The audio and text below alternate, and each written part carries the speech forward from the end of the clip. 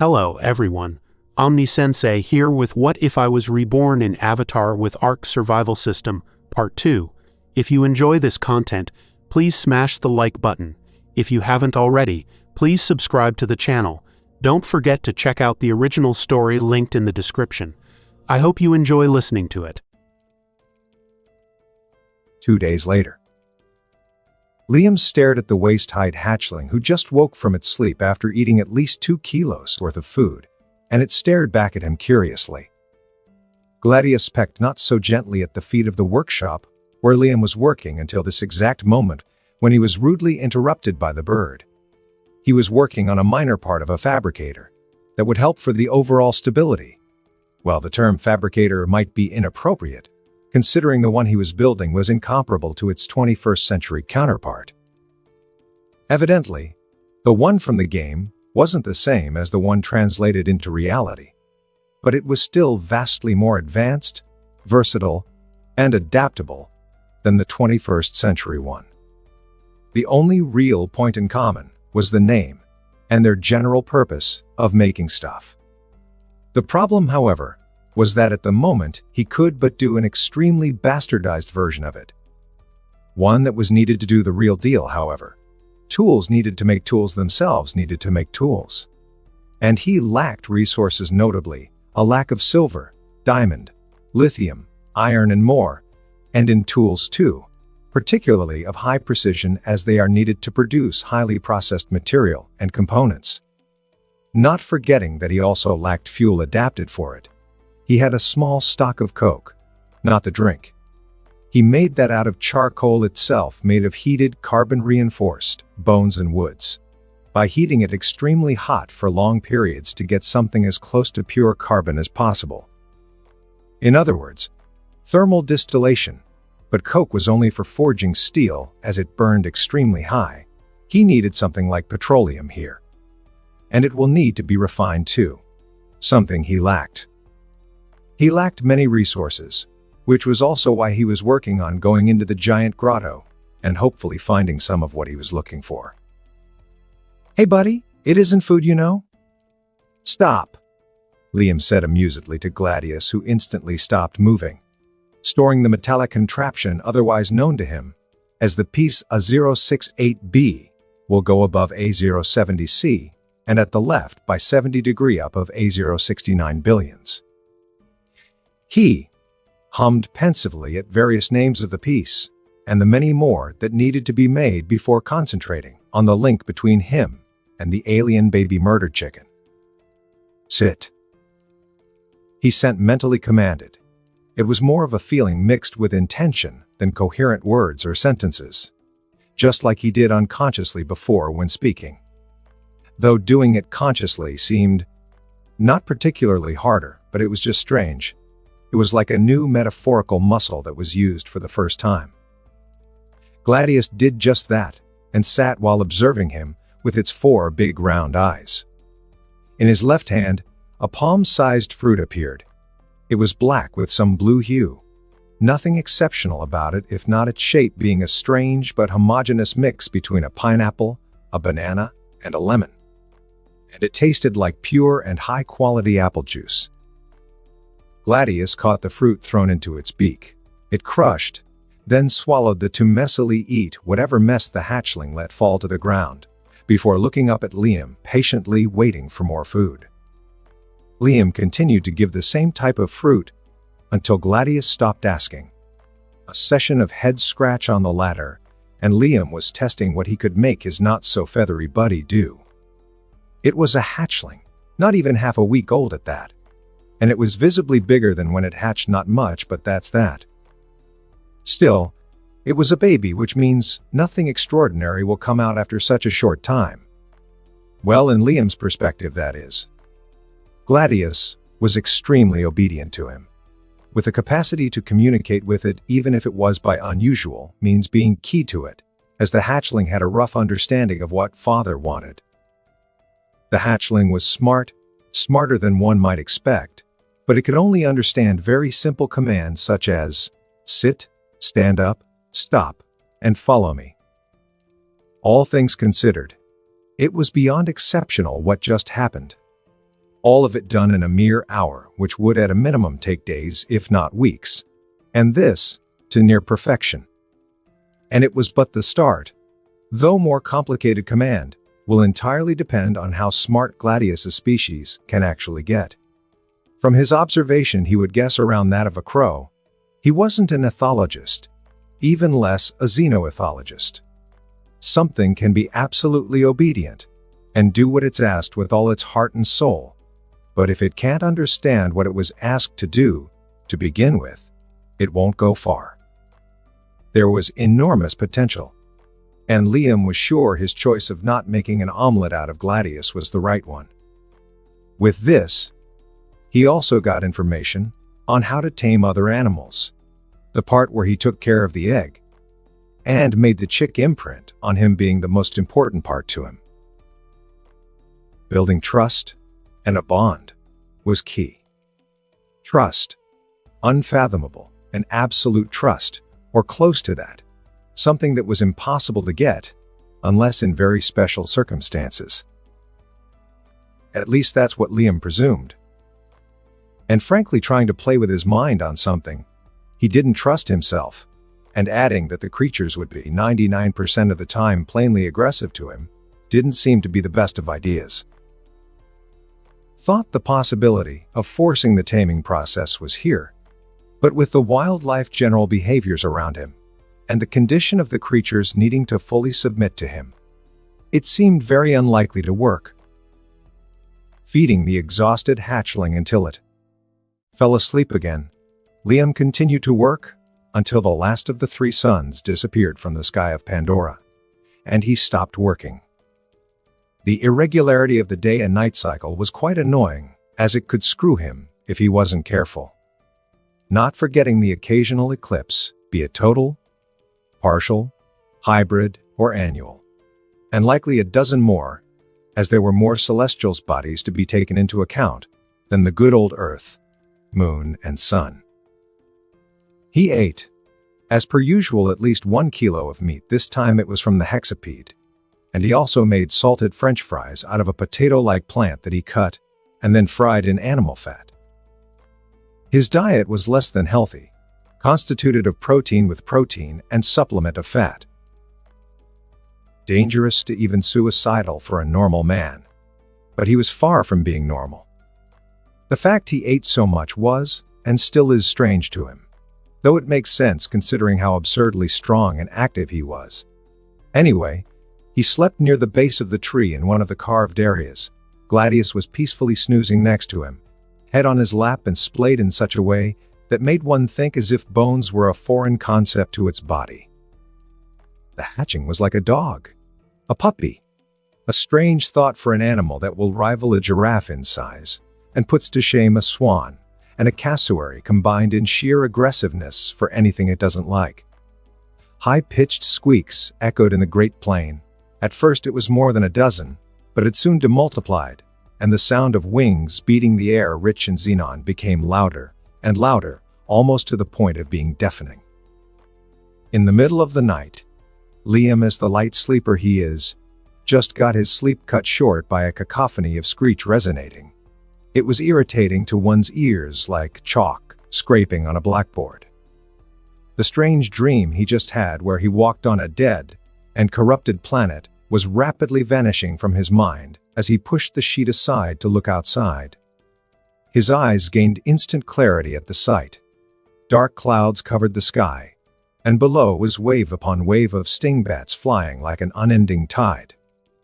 The humidity was high, higher than usual, a distinct difference from a few hours ago, and the smell of ozone was thick in the air, his hair instinctively standing up. Liam had a bad feeling about what was going to come if the literal tide of bats wasn't a good enough indicator.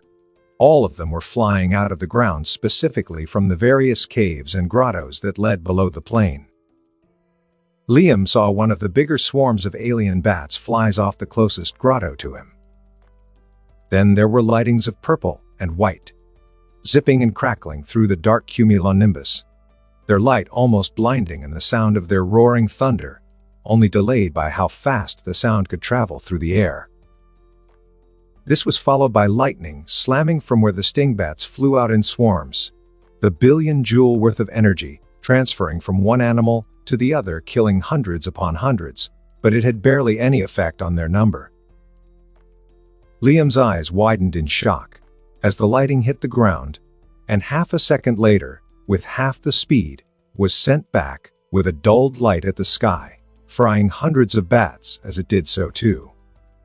This cycle continued, as electricity rained down to only be sent back, all moving faster than his eyes could perceive, only the return. Strokes were visible and wearable, as thunders slammed against his eardrums. It looked like a war between the earth and the sky, and how it was naturally possible was extremely fascinating. His mind immediately went to the unique metal he found there. But it wasn't the time for that. Gladius was awakened by it too and cowered behind Liam, while panic was rising in its being. The man sensing it through the link frowned.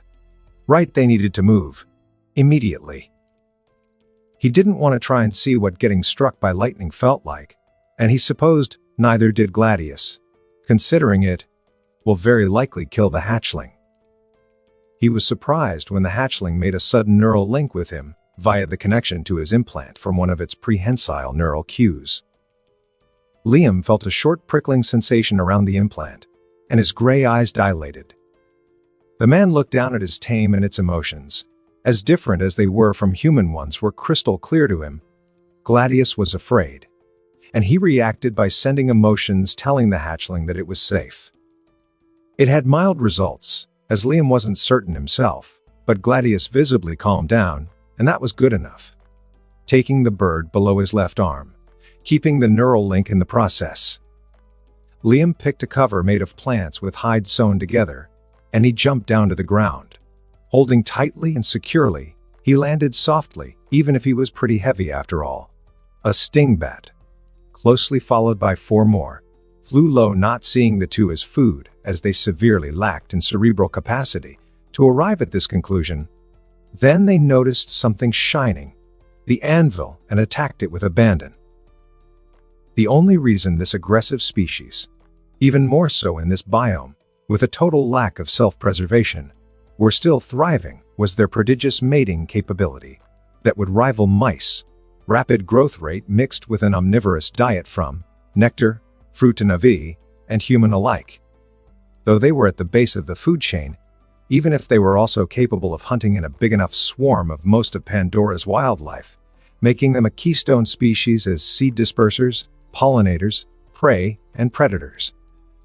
The sound of thunder in the air only amplified, and to Liam's horror, the thunderstorm rapidly gained in power, the wind starting to pick up, nearly blowing the cover he was walking under. Suddenly, Liam's hair on his neck stood on end. Gladius' fear rose by several folds. He instinctively crouched. There was a blinding light from his back. And crack. Boom. His ear rang at the sound. The highest branch of the tree was slammed by lightning, however. It didn't break nor took fire. Then Liam gnashed his teeth in pain, as a tingling and sharp sensation flowed in the sole of his feet, then his leg, until it dissipated around his navel. It was very painful, but incomparable to the great ostripede cry, or having his back cut open, temporarily paralyzing him, as it caused every muscle on the way to briefly and painfully spasm before regaining his full motor function, and this encouraged him to move faster. Arriving at the trapdoor, he opened the heavy wood panel with his right hand, while still holding the plant-sewn cover, and entered the hole in the ground. The roots of the tree visible inside and glowing, brighter than ever before. Liam realized that the tree had redirected a big portion of the electricity into the soil. A very conductive soil now that he thought about it. Or it was the roots or both. It wasn't the time to idle on the unique alien flora biology or soil composition. Shit. He swore as he closed behind him and walked farther. The air inside was hot and electric, but it was better than outside, in the middle of one of the highest class of thunderstorms. In front of him, one of the roots glowed brighter. His eyes widened as he thought it was going to explode, but it dimmed, and the next instant, he felt a painful shock, similar to needles pricking his nerves through his feet. It was the same sensation as outside, but less intense. Not even half a second later, the muffled sound of thunder echoed. The current was somewhat constant, making it harder to move but far from impossible. It only stopped when he neared the end of the tunnel. Sitting down, back against a wood beam, Liam breathed in and out, trying to calm down his sizzling anger. Images of the chaos and damage brought down by the thunderstorm upon his base kept flashing in his mind. While he could stay underground and wait, just like after he killed the great Ostropede. The neural link with Gladius, curled in a ball shivering, was what snapped him back to the present at his hands, and let him have a breather. Petting the bird's head with his right hand, sighing, Liam slammed the back of his head against the wood beam, and then groaned. Right. It's just material lost at worst, and most of what was truly important is in or durable enough. But, ARK! Damn it, it's still my shit, Liam rationalized, but with clear frustration as anyone would have in such a situation. Gazing at the roots in the distance, they slowly dimmed as they discharged most of their energy through their surroundings. At that moment, he couldn't help but think that he would need to build an underground base in the future. Standing with a sleeping Gladius under his left arm, Liam gazed upon the damage to the thunderstorm. Taking a careful step from the stone around the trap door to the muddy ground. His legs still hurt slightly from the electricity that had coursed through them last night. But besides this minor inconvenience, he was uninjured. Same goes for Gladius.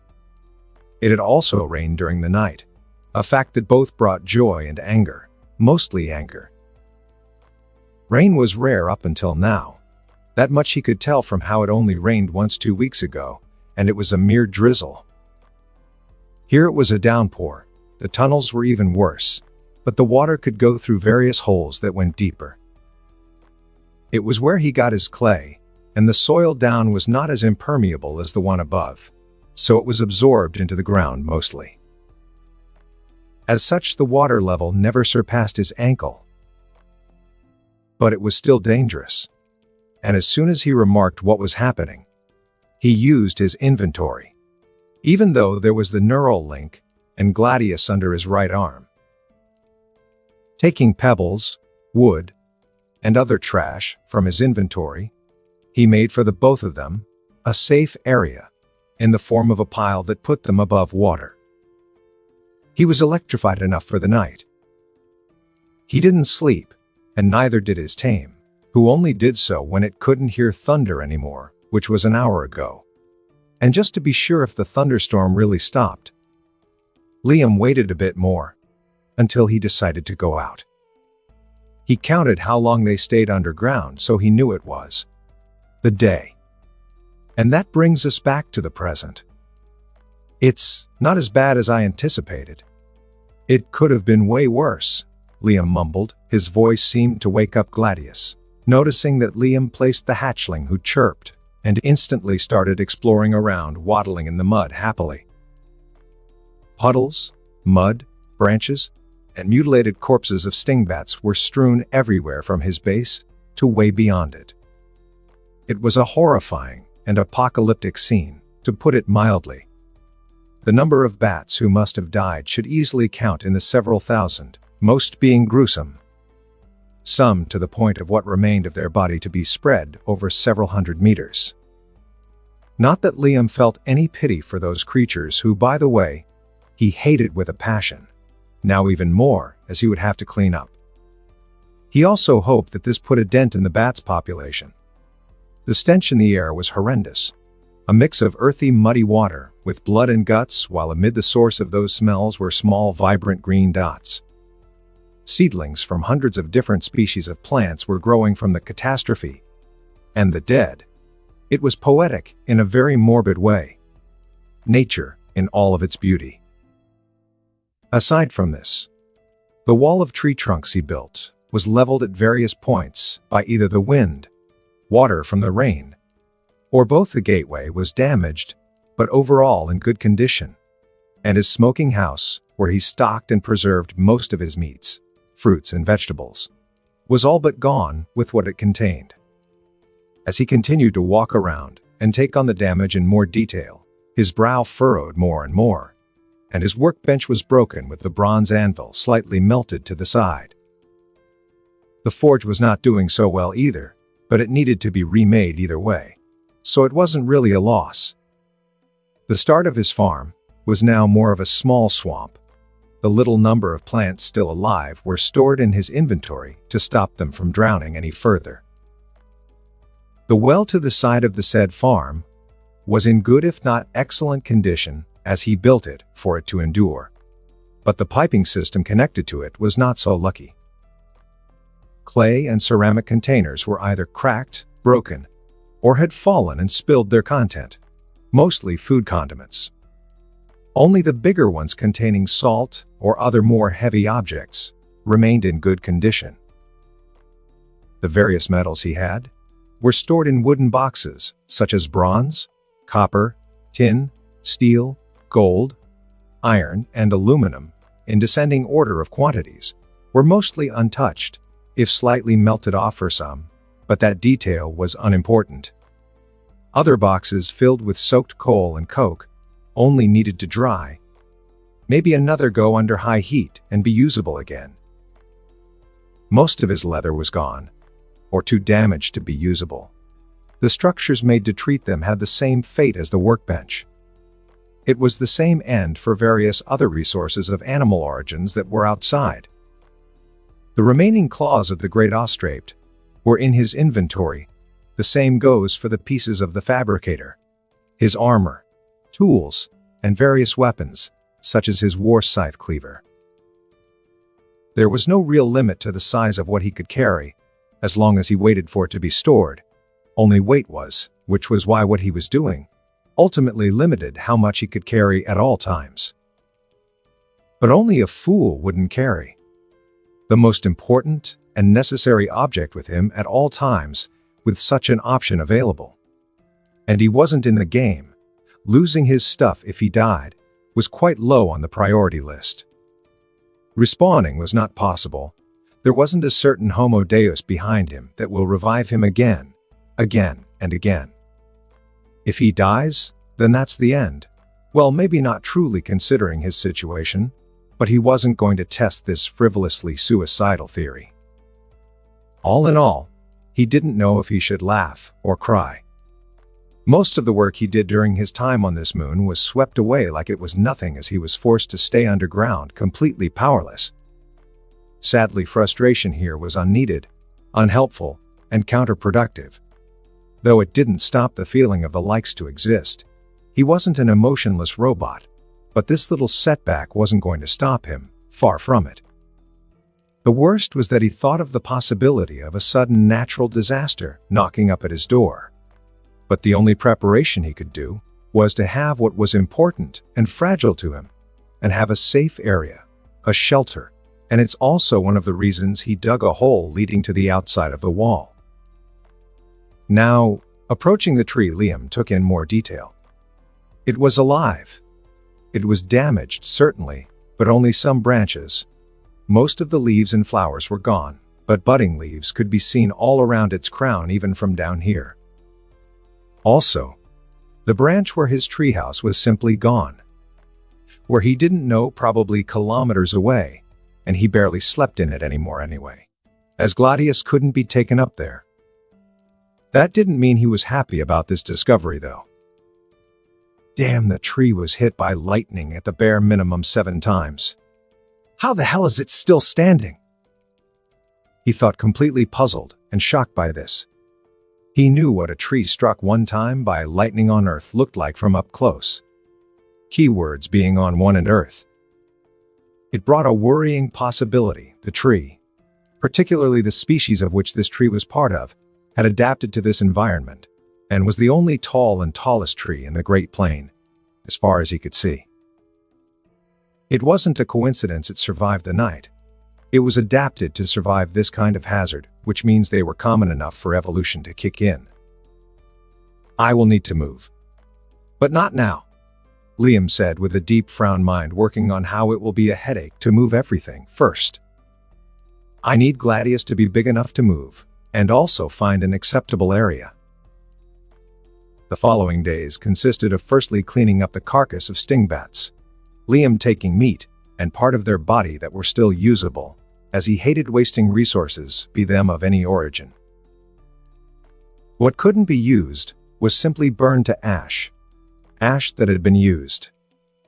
Letting half a ton of stingbats' remains to rot outdoors and on the ground was stupid at best, and at worst could lead to diseases, parasites, and attract unwanted animals. These kinds of things. And the smell. The little flood in his base was short-lived too. The water was absorbed by the dry soil and the new plants growing from it. He fixed his walls in record time, as it was just some trunks that were pulled out. Nothing was truly destroyed. He remade most of what was destroyed too, notably his workbench, which he upgraded to help in more meticulous work, and as well as a better, bigger, more resistant forge that could handle higher levels of heat. He worked fast and with terrifying efficiency.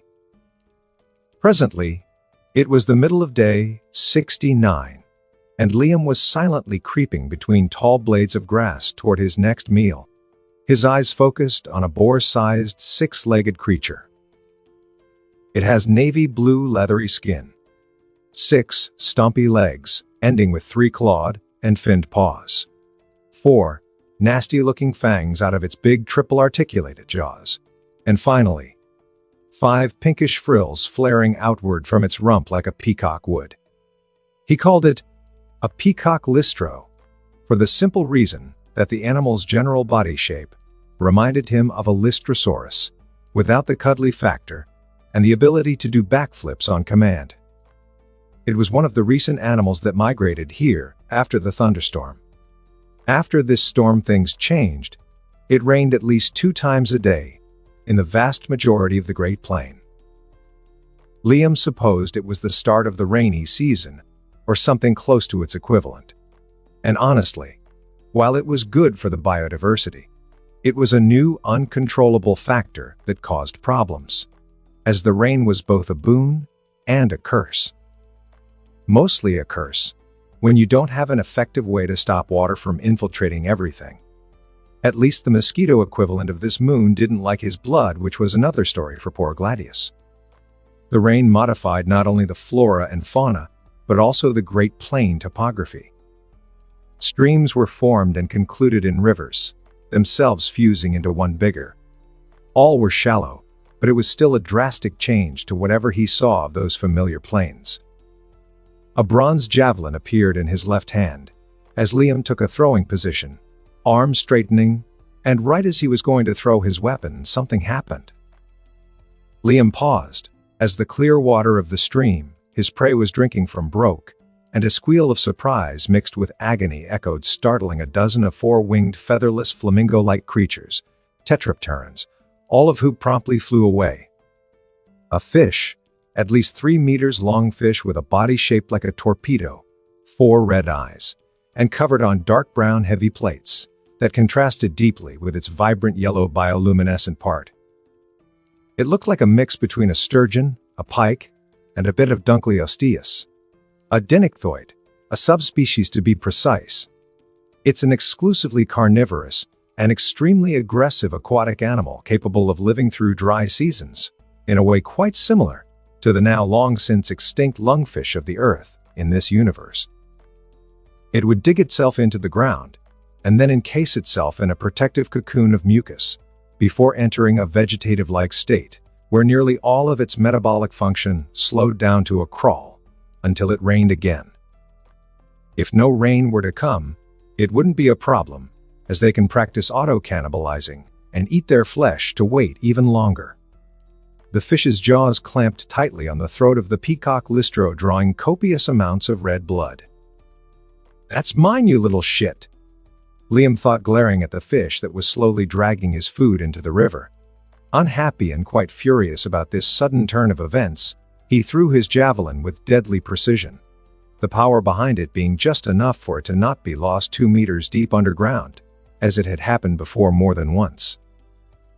As the javelin flew through the air, the 30 meters of distance traveled in the blink of an eye. In his now empty left hand appeared his current favorite weapon, his war scythe, and he ran straight at the fish with murder in his eyes. The javelin reached its target first, impaling the head of the squirming peacock listro, ending its gurgled squeal of agony for good. The fish, uncaring why there wasn't any struggle, took advantage of this as it started to drag its dead prey with even more vigor behind each movement of its large front fins. But Liam had already arrived, and his scythe raised high, the polished claw serving as a curved blade gleamed ominously under the sun's light. With one powerful swing downward, the blade stabbed through its armored cranium with ease. The fish jolted before it jerked around erratically, tail slapping the ground with enough force to split a man's skull, as if it was mere tofu. It never let go of the dead animal within its jaw. In fact, it bit even harder, and its bioluminescent skin became a flamboyant red. Liam stepped to the side, dodging a tail slap. War scythe in hand, he repeated the same motion. This time the fish went completely limp, and the unarmored sides that had changed to red, as if a flip was switched, became a dull gray. He still stabbed it in the head 4 more times for good measure. You never know. Animals are tenacious, even more here. He noted that it had bright blue blood like octopus or horseshoe crab, interestingly enough. 2 for the price of 1. Wonder how they taste. This fish in particular, what would be best? Leaf grilled, marinated, or... So many choices, Liam said with a grin, his stomach rumbling in agreement. Flicking cleaver in the air, the blue blood was thrown on the grass.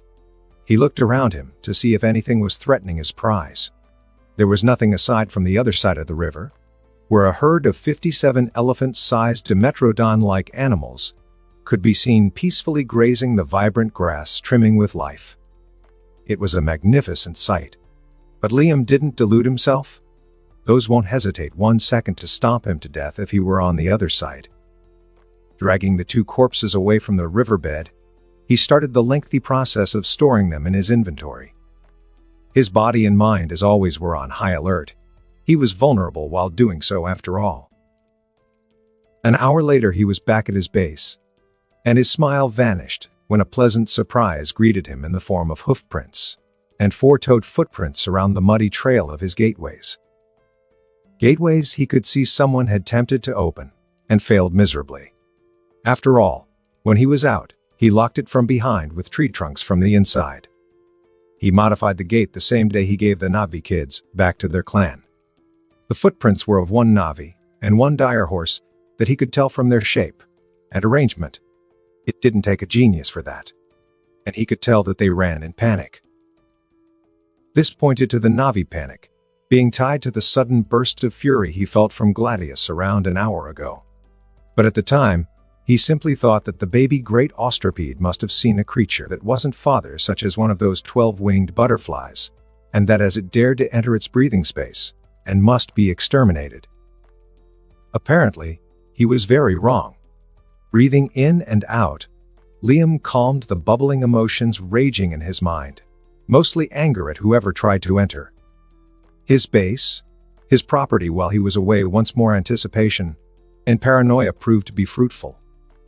A Navi could have entered and stolen, or killed Gladius, or stolen his resource if not destroyed what he rebuilt.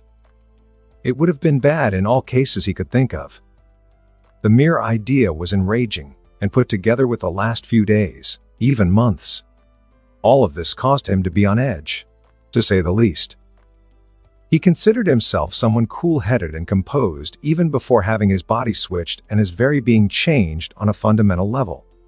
Yet he had limits, ones he was far from reaching, but if how he killed the great ostropede was an indicator nobody wanted to be in his close vicinity when it would happen. Well, he wasn't a wild animal. Even when he snapped, he stayed mostly conscious of his actions as he pummeled the alien bird to death. And he was in mortal danger. His body was in fight or flight response. The first was prevalent, and he did what he did. Anger was bad, a problem he was aware of, but it was comparatively better being rightfully angry than in plain depression or feeling despair, as long as it was directed and focused. But valid reasons to keep the ember of his anger kept on falling on his head. He didn't want to tempt Murphy, but it could always be worse. It was more of a coping mechanism than anything, one Liam was perfectly aware of, but one that worked nonetheless. I might be overreacting. I likely am. They arrived in the middle of the day, Liam thought, calming himself. Observing his surrounding, he moved to a patch of dirt with grass growing, crawling through a hole he could barely fit through. One tunnel's entrance. Tunnels that might need revamping in the way of needing some traps, just in case some native gets too curious. Some along the same design as narcotic trapwire should do wonders to unwelcome guests, either if they have good or bad intentions. In the first place, walking through those tunnels for them, when their adults are on average taller than the tallest humans, is going to be a bit challenging. But prevention is better than cure. Then again, I don't know how Na'vi interact with one another, or their cultures for that matter, and neither do they know how humans interact with one another. It's a disaster, he thought, walking in the dark and damp tunnel, slightly hunched over, his implant serving as an improvised flashlight. Honestly, it was empty though, and meaningless. The only option was to find this mysterious and uninvited sodium V. Hearing happy familiar chirps from behind the wall made him smile and come back as he snapped out of his internal brooding. Moving through the tunnel, he noted how a part of it was still flooded, and that bioluminescent plant mushroom hybrids were growing all around. There even were some kind of small pinkish killifish swimming in the still flooded areas. Likely from eggs laid there before, the movement of soil was probably at fault too. They weren't unique, as he detected via his implant, that there were a lot of things in the soil, seed, spore, and fish egg to various other animals' eggs. But those went mostly unnoticed, the same for microorganisms, as they continue to live on for a more or less long time, unless they immediately died, as what was stored was put in a sort of protective bubble. It separated them from the void of the subspace that was his inventory. Also, the reason why more delicate things don't break or plants don't instantly die, but keeping them for a long period still kills them, eventually. The degree of awareness for something to be storable was still unknown, but at least it must be less aware than your run of them, alien arthropods, and more aware than alien microorganisms. The rules behind what can and what can't be stored were a bit fuzzy, but that's why testing was for. His inventory was his most versatile and arguably most powerful tool. Understanding it was the bare minimum. At the moment, he hypothesized that it mostly depended on how much it was conscious, how potent, for lack of a better word, was its engrammic matrix, for whatever it truly represented, and how much it physically could move. All of it was ultimately only suppositions, drawn from his knowledge of the techgrams, engrams for extremely advanced pieces of technology that could nearly pass for magic, mixed with his own intuition, so he thought it was bound to evolve. He was pretty much blind, and could only poke around and see what worked and what didn't. A very common occurrence here is how he missed the internet. Exiting the tunnel, Liam was met with a very excited baby murder chicken waiting for him. Gladius had grown quite a bit. Now the chick was reaching up to a bit more than the middle of his abdomen, and the claws from its 2 3-fingered hands were growing. But at the moment on each digit, they were no more than 6 stubby black dots than anything. But it was a start. "Oh, who's my adorable murder chicken? It's you," the man cooed while scratching gently behind the start of one of the neural cues, like one would scratch behind the ear of their dog, if the purring and feeling of commencement was an indicator Gladius liked it. Liam stopped as an idea struck him. Grabbing one of the ends of the neural cue, the pink tendrils of nervous fibers shot out and weaved in the air before quickly coiling around his implant. A familiar prickling sensation later and his pupils dilated, covering most of his gray irises. Closed his eyes, he focused on the mental connection with the implant and focused on Gladius's mind. Conveying feelings was easy, teaching Gladius words and their correlation to simple actions as well.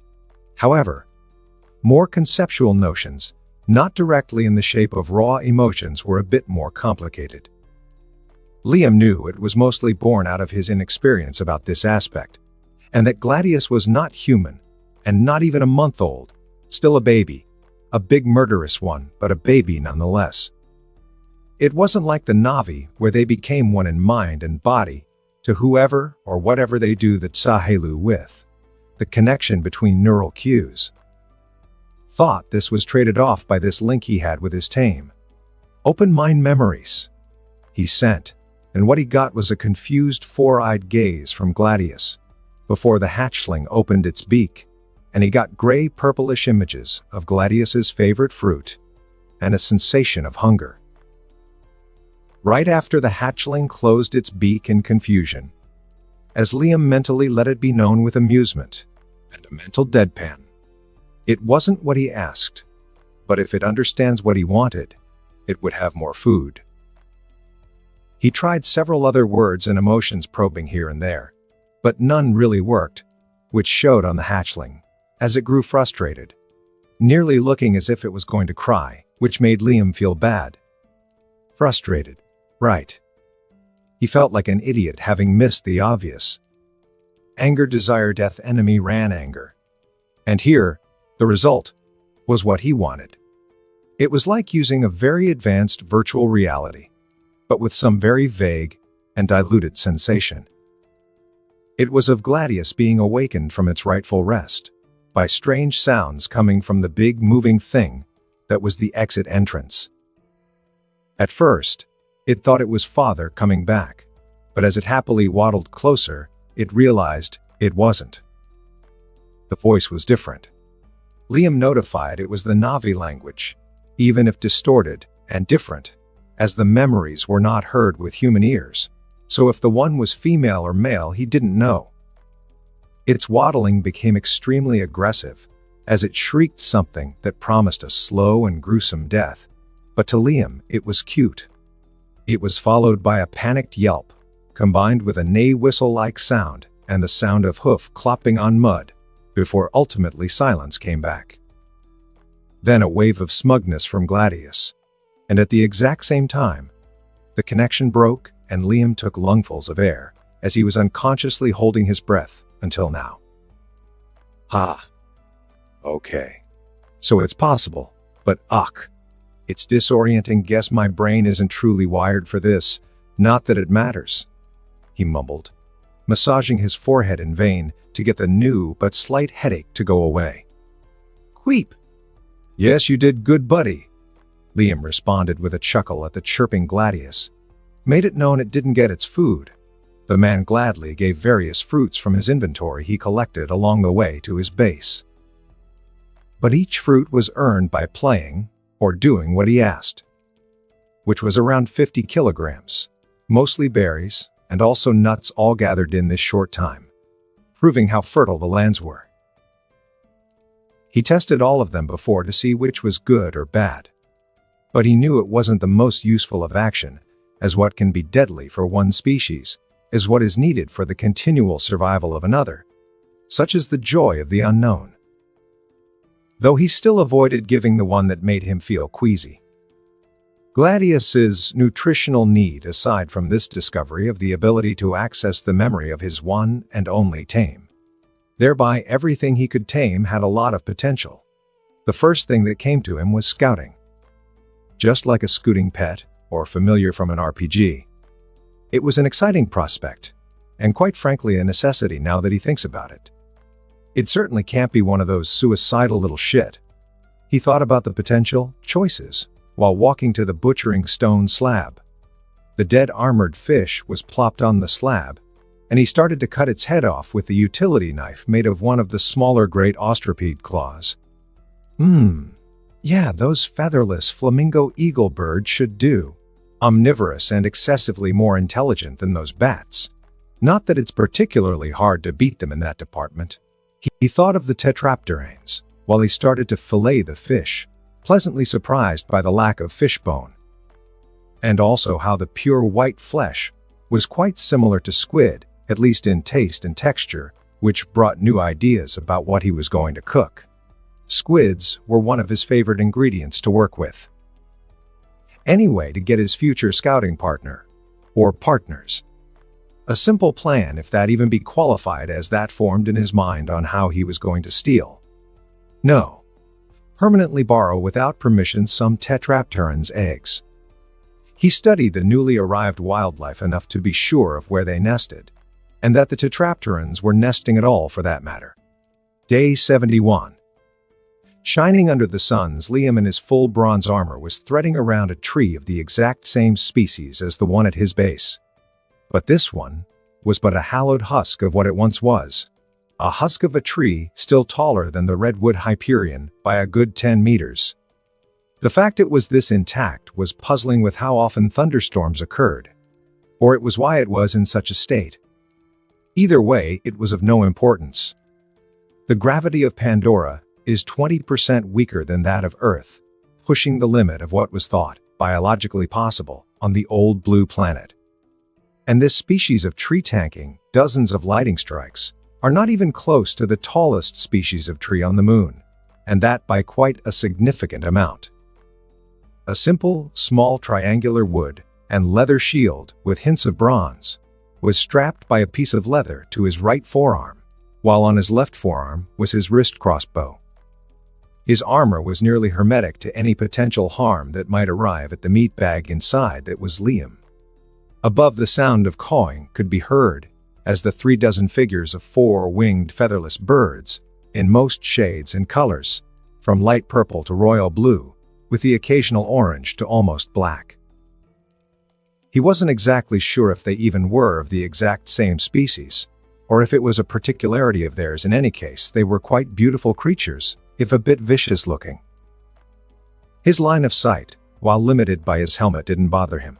He already memorized multiple paths to climb and to go down. But he knew it was still limiting, and will prove to be an inconvenience. The option of falling straight to the ground has been taken into consideration, and from a certain height judged as acceptable. While climbing a redwood-sized tree in full armor sounds incredibly silly and stupidly dangerous, still, the case is straight up impossible if you weren't passed beyond what was humanly acceptable in strength, endurance, and speed. His armor felt like regular clothing. Its weight was barely noticeable to him. The only annoying aspect was that it made him less agile. And Liam didn't have much other option, unless he wanted his flesh lacerated, fingers bitten off, eyes eaten out, and other such joyful-sounding potential injuries that no sane man wanted to live through. He didn't doubt 1 second that those usually shy creatures will lose it when he takes their blood and flesh encapsulated in calcium right in front of their 4-eyed gazes. Or even before that, as some were already warily observing him. Some animals on this moon would do far more for far less, and if someone were to try stealing what was his, he would act this way too. Well, let's go. No risk taken, no reward earned, Liam said to no one but himself as encouragement, and started to climb, his boots with hooks for better gripping strength. Not forgetting 2 pieces of modified claws from great ostropede vestigial wings serving as climbing pikes that could hold his weight, and some more, but just to be safe, he had 4 more. 1 set attached to his hip and another in his inventory. He was a professional after all. He came prepared, though if it was enough, he wasn't sure, as he needed to take his weight, plus his inventory, into consideration and potential hazard. Climbing in all of its forms before had been something Liam was never really a fan of. The first time he did rock climbing when he was 13 years old, an accident happened, and it resulted in his pelvis breaking in 4. This let him know the joy of being bedridden for weeks in constant pain while not on painkillers. And after there was the joy of needing to relearn how to walk normally, while otherwise being forced to move around in a wheelchair, unable to have any real freedom for the next 6 months. Fun. though it was quite different here, being physically able to do feats that he would have never thought he could do, such as doing a double backflip on command, one-finger handstand, even if he fell a lot at first, or bending metal with ease changed quite a lot about how he saw the world and lived in general.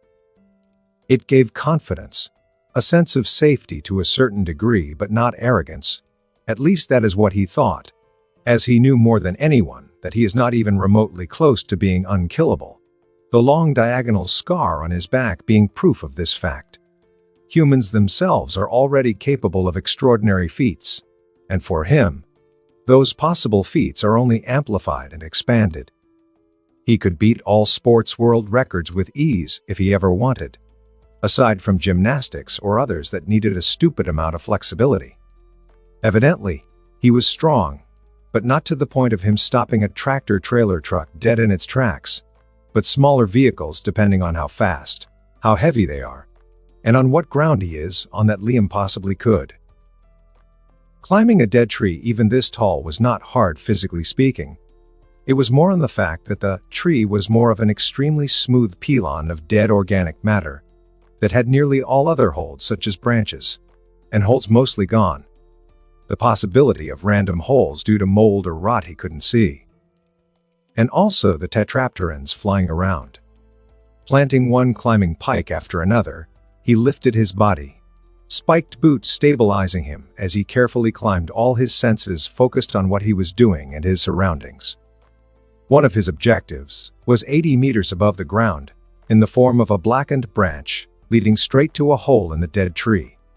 Hearing the distorted eagle screech mixed with crow caws informed him that his presence has been detected and is not welcomed. One of the tetrapteran that was flying in a circle finally decided to get rid of the strange shining humanoid creature, a creature that felt off, and one that was climbing to their nesting place. Diving silently its full wingspan of 1.5 meters, wingspans of 4 wings spread evenly, the alien bird rapidly gained in speed and momentum. Its sharp claws at the end of its talons opened to tear flesh apart. Then it hit, claws slamming against the creature's shining head. The impact was violent, destabilizing Liam, who was in the process of setting his left climbing pike into the dead trunk, nearly making him lose his grip and almost causing him to slip on his footing. It was more out of the surprise than anything.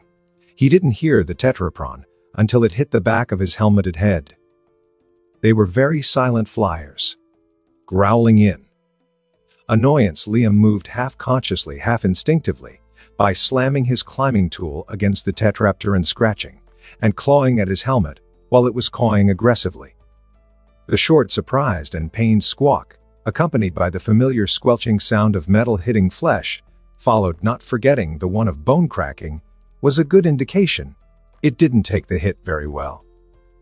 The weight on his head was gone, and with a now bloodied climbing pike he continued on. The dead tetrapteran plummeted ungraciously through the 40 meters of air before it hit the ground, and tainting the vibrant green of the grass red. There was silence in the incessant cawing and screeching, which Liam took none of it. He didn't stop in his endeavor, climbing the tree at a speed of more or less 2 meters per second. Time was of the essence. He was soon interrupted by the metallic clink of stones hitting his bronze shoulder pad. This was followed by more projectiles hitting him as the tetrapterans picked up stones, sticks, and fruits, and more as they started pelting him with those. They are smart. Good, but quite annoying and dangerous here. Normal reaction considering what I have planned, I suppose, Liam thought, his breathing regulated. He was happy about their show of intelligence, even if it was admittedly not the most effective on him. However, he never stopped progressing, as the flock of alien birds got more and more agitated, never stopping pelting him with what was light enough for them to carry and throw. One, like its predecessor, seeing the armored creature dangerously approaching their nest, dived at him this time, at the exact moment he was stabbing his climbing pike higher in the dead hardwood. It attacked his other hand with only a real hold on the bark. The one that dived first had little success, as Liam, even if surprised by this sudden change of behavior, was aware that they could try doing that again. His hold never wavered. The courageous tetrapteron got its body crushed by the shield, as Liam slammed his right arm on the dead trunk with the bird in between. This was but a short interlude as finally, he was at arm's length of the blackened branch.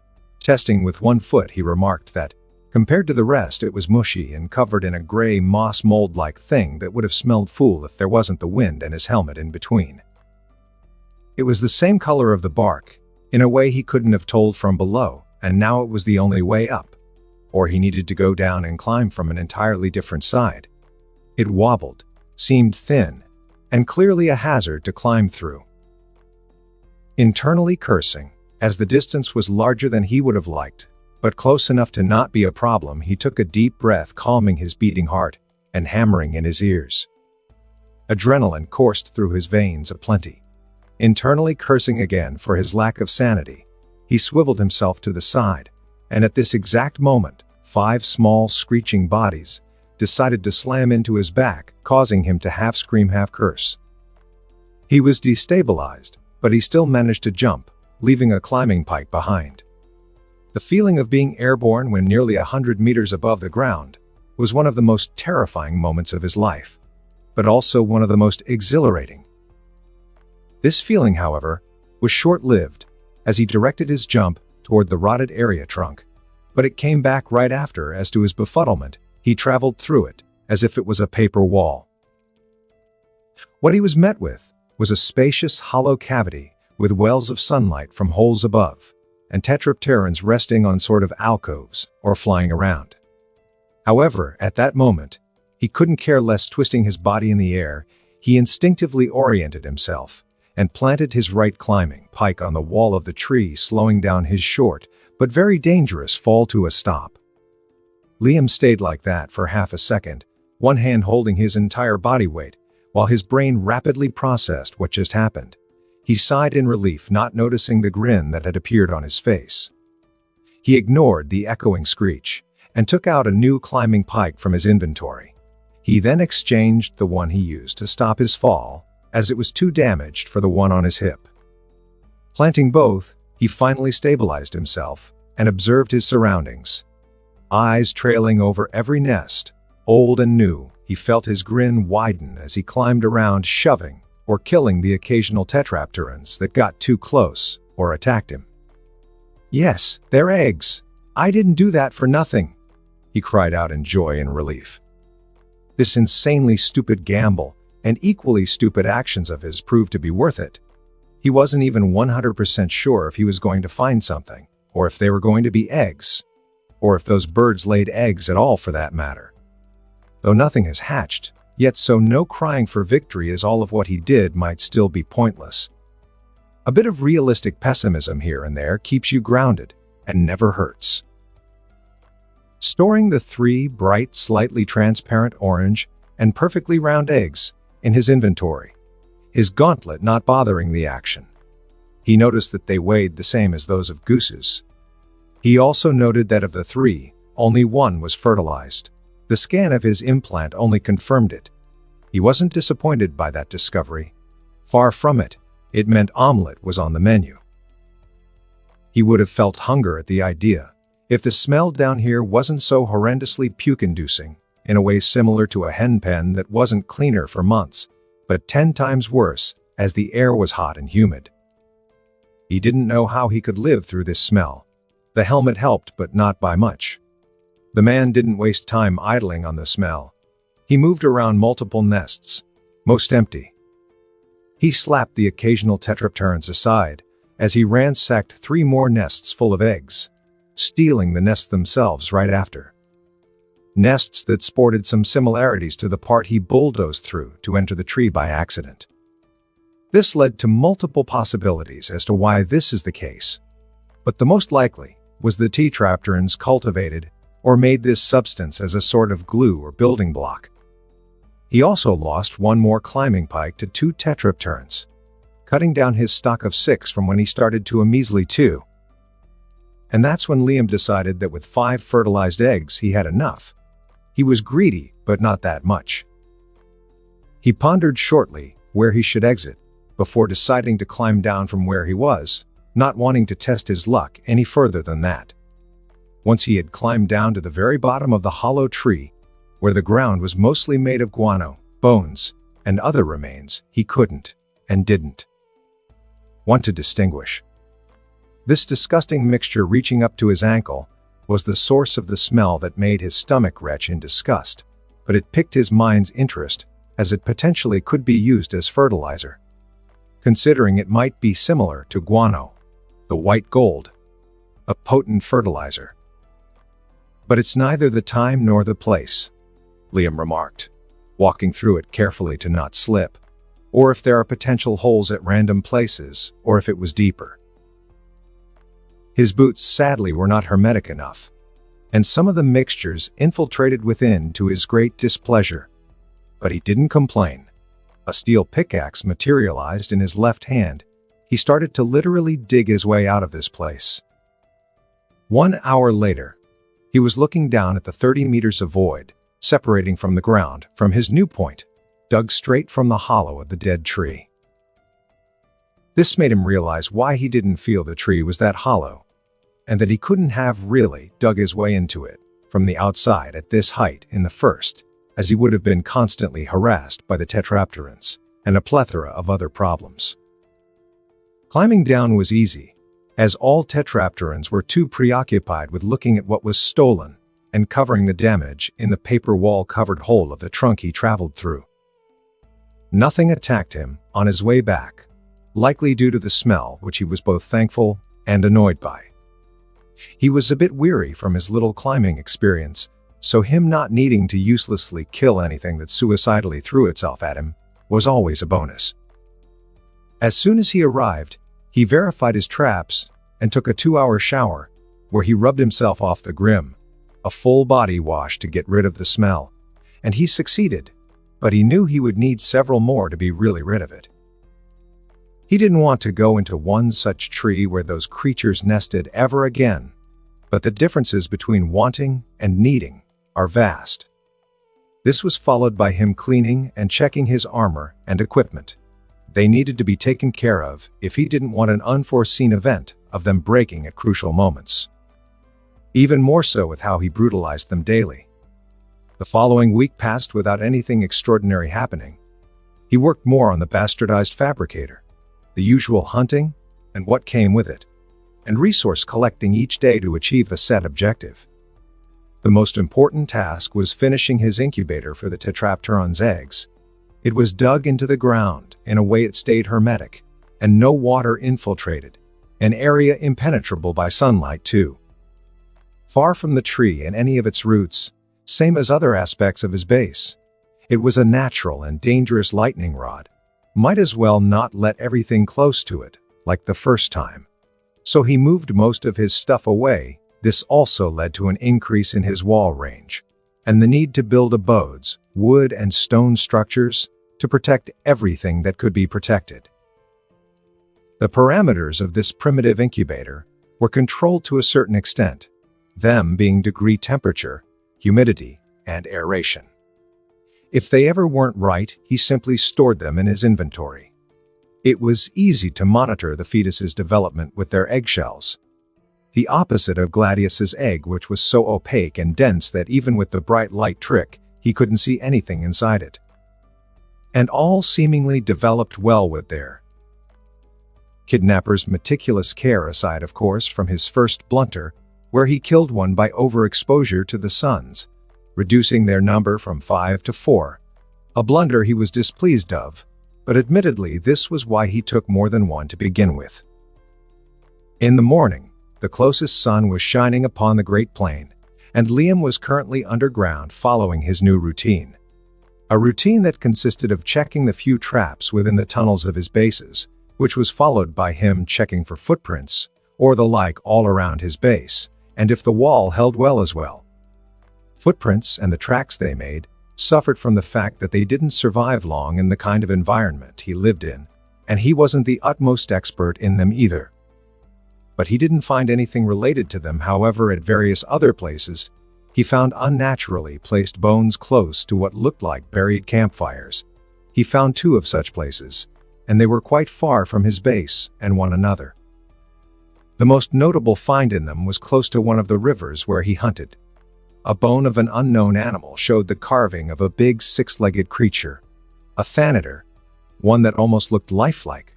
There was depth, shadow, and a sense of motion.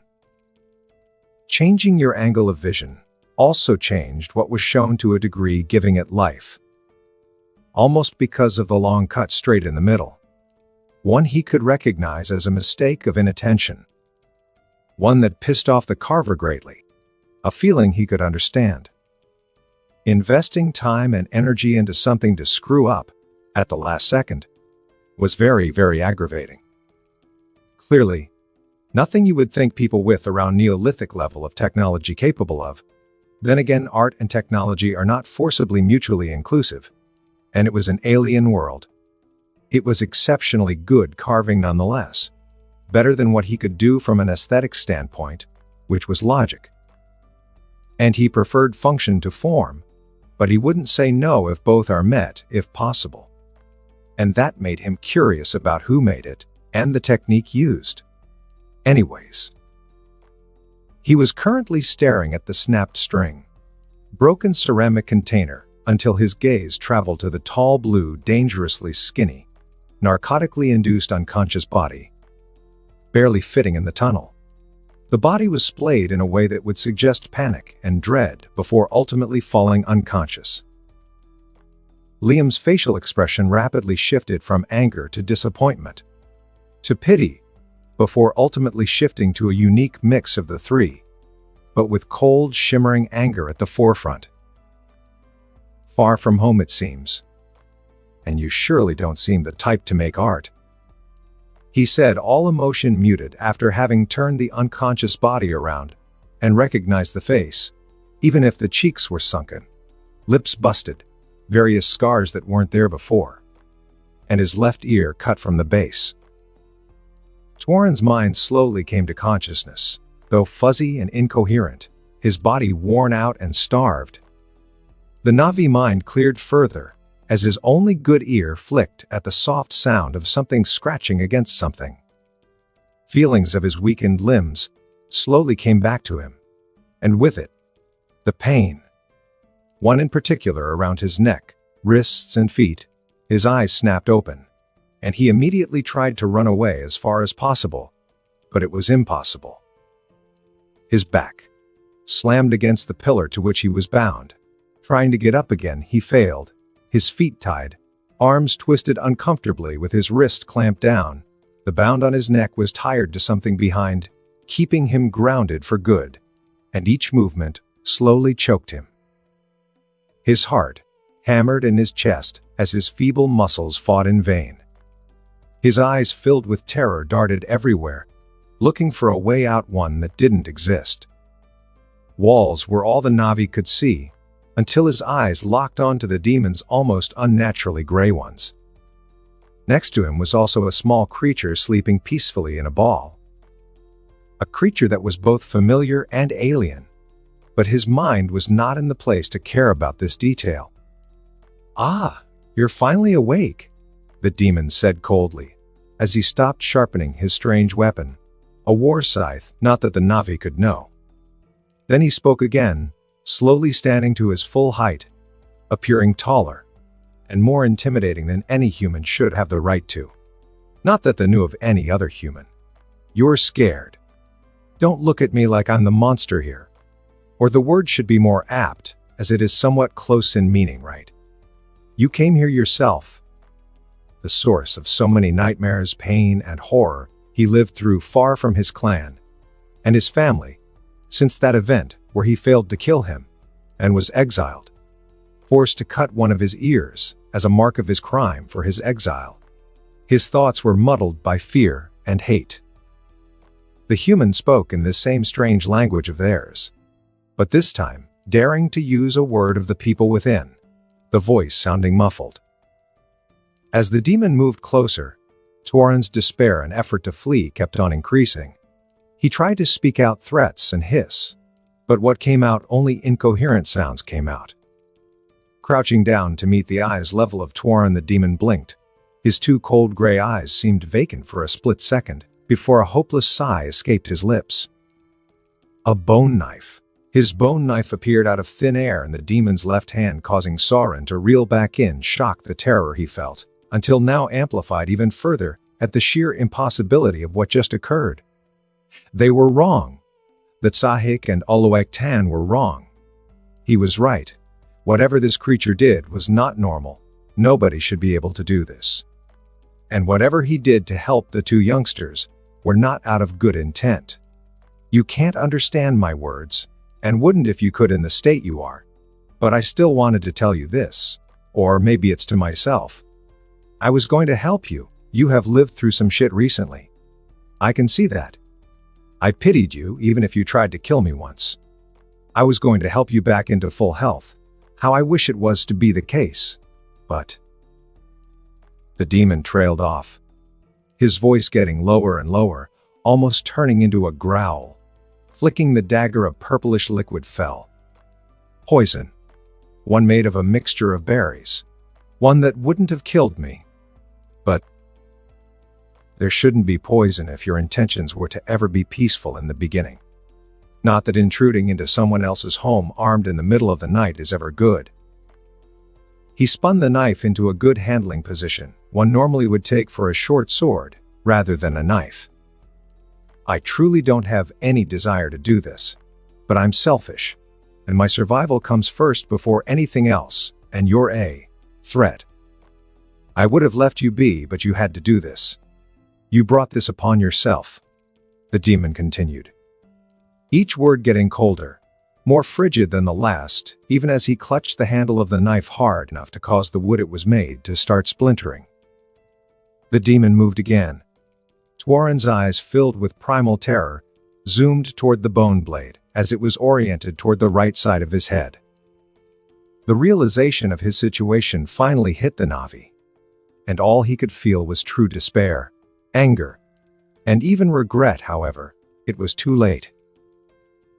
Tears started to trickle down his sunken cheeks as he tried and tried for the umpteenth time to struggle, stand up, and run away.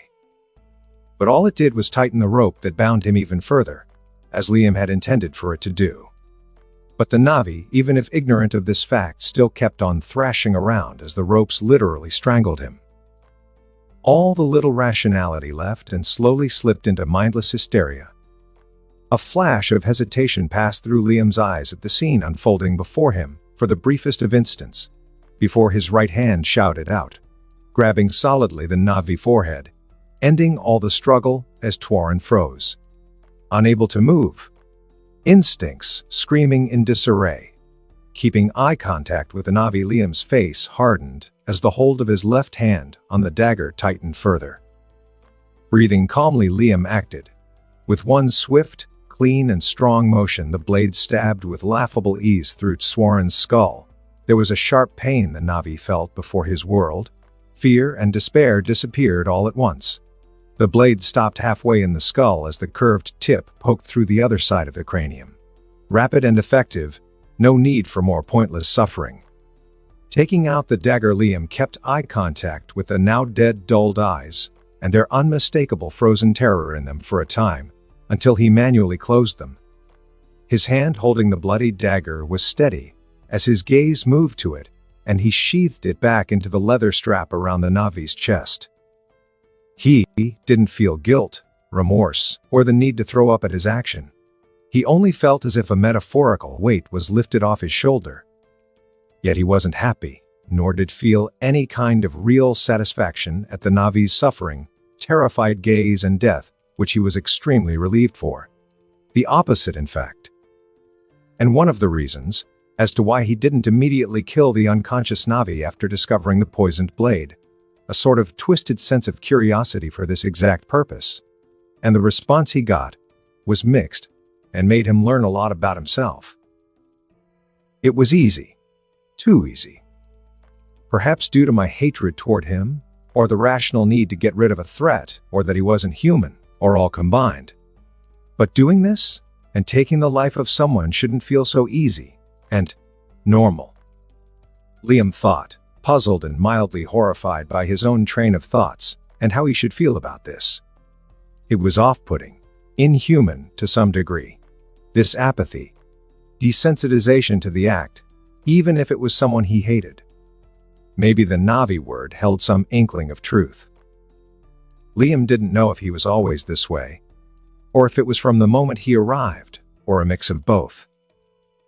It didn't matter, however, as it was him, and only him, at the end who chose to do it.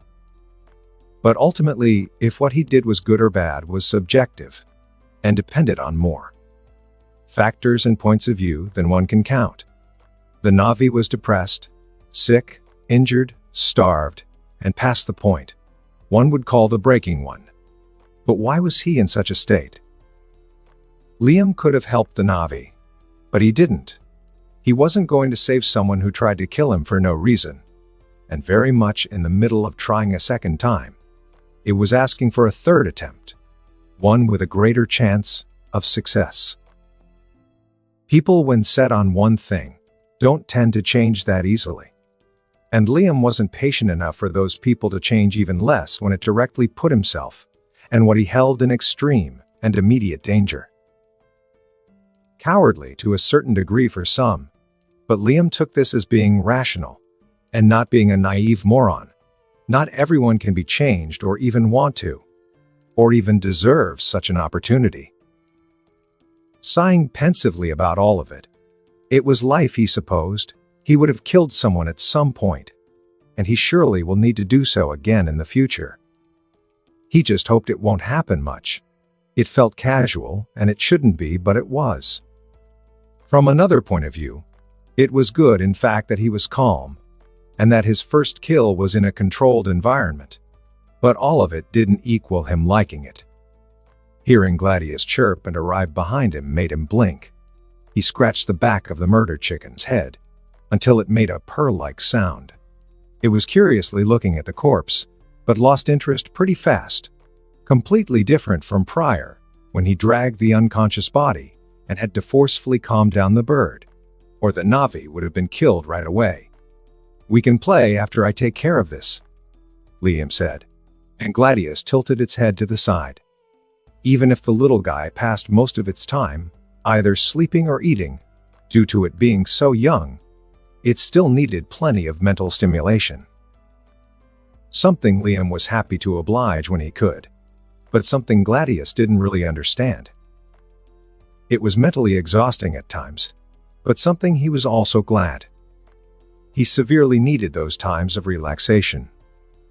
One right now would be good.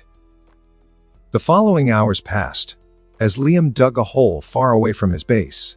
He had already incinerated most of the body and crushed what survived the heat to avoid any would-be scavenger from digging it out. Not born of his respect for the dead, this one particular, but to get rid of any would-be physical evidence. No one could directly link him to him having killed the Na'vi, or if they do, he can lie. So he didn't fear any retribution, and it was obvious from how these Na'vi acted that he was alone and his physical condition wasn't a good enough indicator. Why it was the case Liam wasn't sure, and didn't exactly care all that much. Exile being at the forefront, adding that one of his ears was cut and cauterized, and the tip of his neural cue was cut or bitten off, and in the middle of regrowing, which meant it truly wasn't him with the horse. Exiled conceivably because of him. Well, that must have been how the Na'vi thought. And what did it earn him?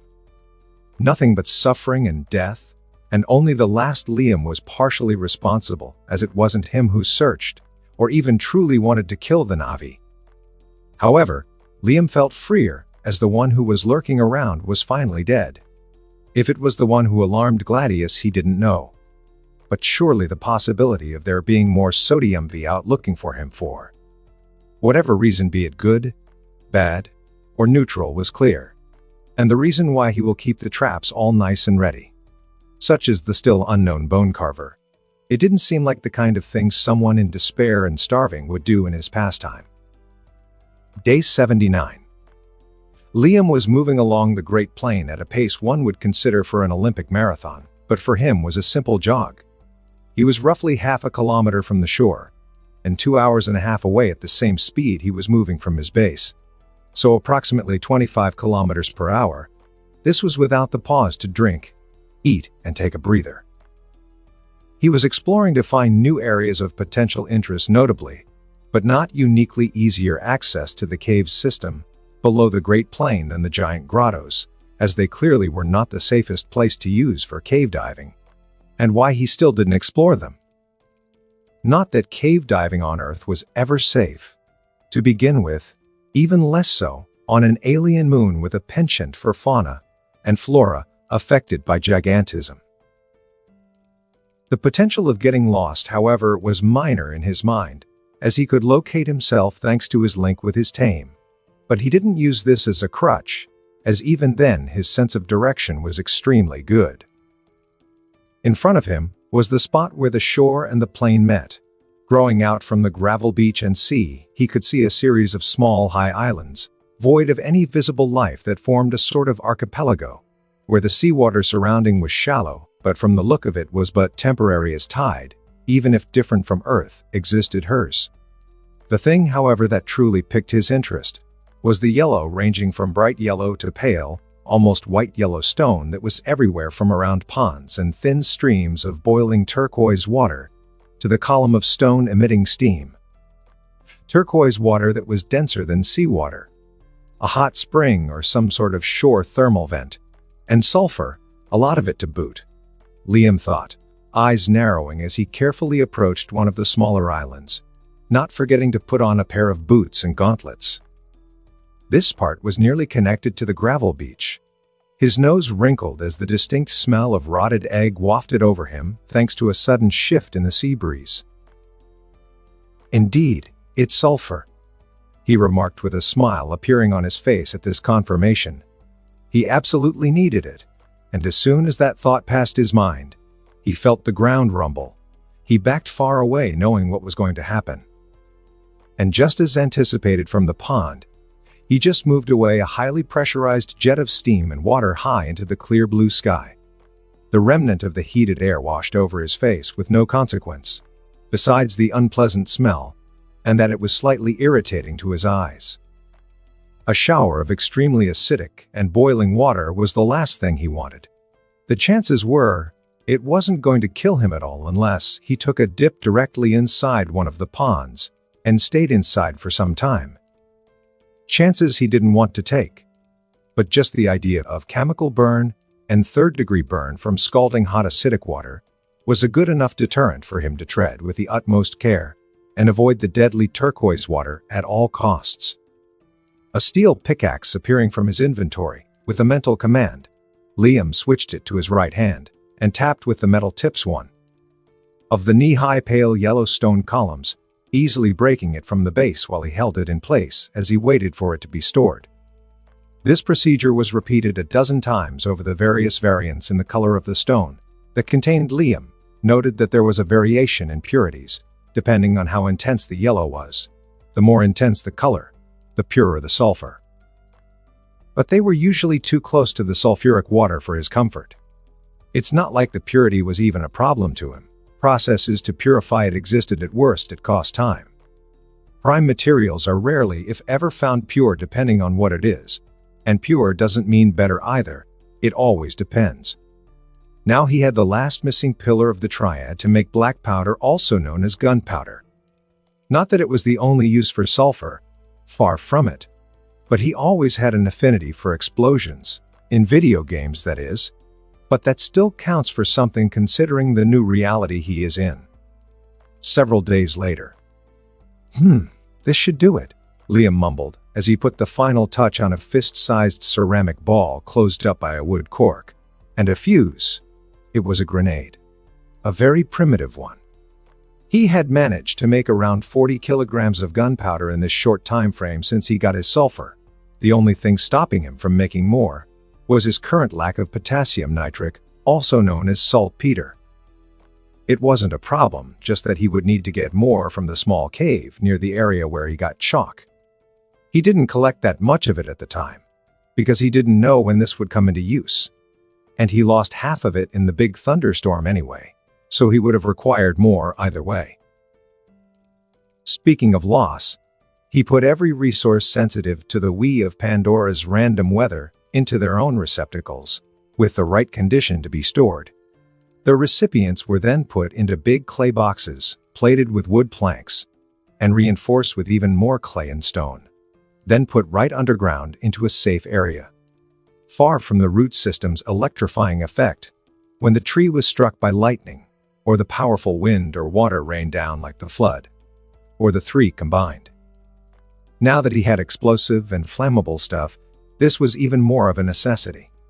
Quite a time-consuming side project that was still ongoing, and that in concept will likely never truly end. You never have enough resources, and as such, never have enough storage. The only way to access them was via a trapdoor situated right below his cabin, still in the process of building, more precisely next to his bed. If a pile of animal hides and makeshift pillow of gladius counted as can be called that. Still more comfortable than branches or the hard sapwood of a tree though. Back to the present, he wasn't at his base, preferring to not test explosives in his own house, because that's what he was going to do. A small rectangular piece of metal attached by a cord through a hole to a neatly carved flint appeared in his left hand. A flint and steel. One piece each between two fingers, he flicked them together close to the fuse. A spark was created, and the short piece of rope was lit. Liam mentally counted, as he threw the grenade in the sky with the right amount of force for the lighted fuse to not fizzle out. As his internal countdown reached 0, a quite loud bang resonated, and a small ball of fire vanished. As sound as it appeared, small creatures scurried or flew away at the explosion. It was weak, he noted, but still extremely dangerous to whoever was in its radius, as it was still a grenade, and quite loud, maybe not enough to effectively pop eardrums, but enough to stun someone or cause chaos. A far cry from other grenades, he had the inner workings of such as one that when detonated formed a small gravitational singularity that could either, depending on the mode chosen, attract or repel omnidirectionally everything in a set area with a very dangerous amount of force. Yet he couldn't do much in terms of pure power, but increasing the quantity of gunpowder inside is such the size of the container at the moment. Most complex explosive compounds were needed for that, and for them, he needed more equipment he didn't have at the moment. However, the problem at the moment was the method of lighting the fuse. They aren't really of much use in direct confrontation if they stayed like this, but it was normal. He only did this to test how powerful they were, and the quantity needed for a given explosion to not waste gunpowder, and to make shit blew up too. But that was just a bonus. Bullets and guns were still in progress as he wanted something functional that wouldn't blow in his hand or not work at a crucial time. Explosions are good controlled, and focused explosions are better. All of his inner thoughts were interrupted by a shift in the mental link. Liam suddenly felt Gladius become agitated, one that quite confused him for the briefest of moments. His mood flipped in a second, and without much more thought he ran straight back to his base in less than half a minute. Seeing nothing around the base that indicated the passing of people, Liam relaxed slightly. But the crescendo of agitation from his tame told him something was happening, and he had an inkling of what. Running straight at his gateway, he jumped, hand latching on the side of the big structure. He lifted his entire body weight with one hand, and flipped himself in the air. His little climbing experience in and out of the dead tree was a real eye-opener on what he could do. And so he did train and explore a bit on this aspect.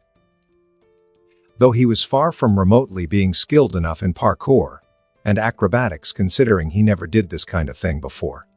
His body's natural instinctive movement, general awareness, sense of balance, and speed let it be fairly easy to do what he just did after a few trial and error, however. And it was awesome to be able to do this and to feel so free. The lack of fear is the true factor here. It's insane how much it changed things. Landing softly within his base, he ran straight at Gladius, who was glaring at the door leading to the incubation room, its long biometallic claws scraping loudly against one another. The juvenile, great ostropede now almost reached his shoulder, and had started to show some change in color around its crest, taking on a deeper, brighter orange, with deeper, dark blue color, and a bit of light blue along the double-ended tails. But it wasn't the moment to admire his tame. Gladius looked behind while the man hastily passed right next to the bird. A reassuring scratch below the neck instantly calming the murder bird down, and he entered the incubator room. Walking over, he saw the 4 slightly transparent eggs. More particularly, the chicks inside trying to break free from their prison. His presence, and the low whistle he was doing, serving as an encouragement to the 4. Liam patiently waited. Implant, lighting dimly the room. One room where an incubator lay, and another where he put various things he didn't know what to do with, such as the carved bones he found, and a halfway done bone structure found in the belly of those armored fish. His wait was not long as one chick finally broke free from its egg. It made a low-winded chirp as its proportionally big, fully developed eyes opened and stared at everything before locking onto him with roughly the same gaze Gladius had when it hatched. Then another broke free and did just as the first, then a third and a fourth, all hatchlings in a short period, as if they were waiting for him to hatch, which might just be the case. He brought a basket filled with soft material from inventory and crouched down in front of the 4 observant hatchlings. They all tried to move in his direction, but each failed spectacularly in their own way. It was adorable, even if just from the egg he could see the serrated teeth in their beak. There were new details he couldn't have noticed while they were in their eggs. The first was that 2 had the nub that looked like the start of a horn, and another was their colors, each sporting a small but distinct difference in color. One had a deep red on its back and tails. Another was of various hues, purple and blue. And the 2 others had this small horn, the great difference being that one had a small paler yellow on all of its 4 wings, and the last had a deep forest green around its 4 pairs of eyes, slowly fading at the breathing holes at the base of its neck. Deciding to not waste more time and officially tame them, he picked them delicately in the middle of the basket before putting his left hand in the middle of it. The 4 chirped and huddled toward the wide-open palm looking for heat. Each moved toward one finger, except Yellow and Green, who pushed one another for the ownership of his thumb. Baby animals were nearly always adorable. Liam studied their body and found the start of the neural cues. The pair grew out of their chest and nearly as long as their own body. Bodies that were no bigger than your average newborn goslings. With the utmost care, he grasped one of the green hatchling's neural cues. It squeaked, chirped, attracting the attention of the others. Liam swore he saw a kind of envy in their gaze. The small tendril touched his implant. His eyes dilated, and he got a glimpse of the newborn pure mind, who, just as Gladius did, instability submitted to him. And a new link was made until death set them apart. The shift from the juvenile great ostropede told that it felt it as well. "Your name shall be Orion." He named the green one through the connection. Then said hatchling, barely holding on to awakeness, fell asleep, wings grabbing his index finger. This process was repeated 3 more times. The red one was named Mary, the blue and purple one Septon, and the yellow one Oxidin. The 4 cardinal points: Orion green for east, Mary red for south, Septon purple and blue for north, and Oxidin yellow for west, all from their Latin counterpart, or more precisely the first few letters of the dead language words. And the batch was half male, half female, the one with a horn being the female, a piece excellent of new. He knew this aspect instinctually, which put the question on what Gladius is in that aspect. But that was one for another time. Biology is complex with more exceptions than rules, like a certain language. Why would this differ from the biology of another world? Liam was now realizing he couldn't move all that much without waking up any of the hatchlings for 2 good reasons. They were cute, and letting them rest was of utmost importance as they were just born. 3 of his fingers being held hostage by the newborn tetrapteron, his thumb grabbed by both, using them as some sort of pillow or heat source. Likely both, but with an inclination toward the latter. Day 93. Jogging in the vibrant green, Liam was on his way to his base, buckets filled with a fluid of plant's origin in his inventory. If a comparison could be drawn, then it would be the equivalent of the latex produced by rubber trees to protect themselves from pests and bacteria, and also help heal potential wounds.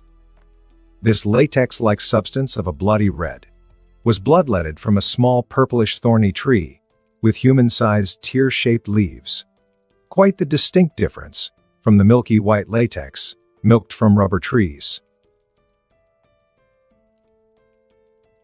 The method to collect it, even if he named it bloodletting, from the very dubious and counterproductive method used to cure various illnesses in ancient times, was essentially the same as the one used to get latex from rubber trees. This bloody latex has the potential to be used as a replacement for Earth's natural rubber.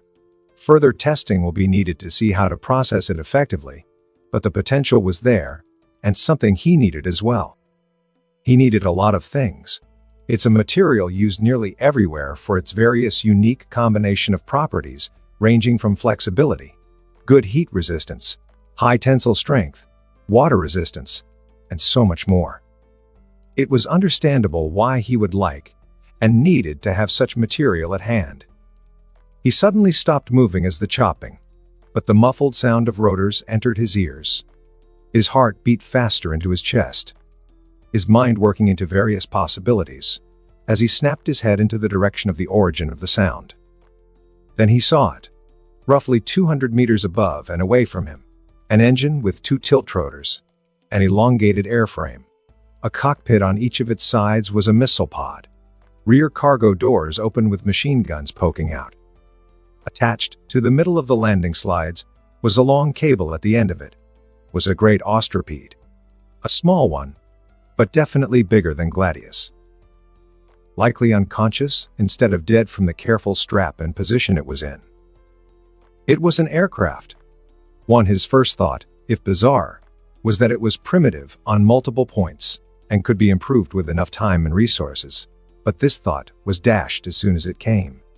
People, Liam mumbled, eyes focused on the Aerospatiale SA-2 Samson. He didn't know what he should do at that moment. Not that any of his actions would have resulted in anything worthwhile the aircraft as it passed by him, and was already shrinking in the horizon.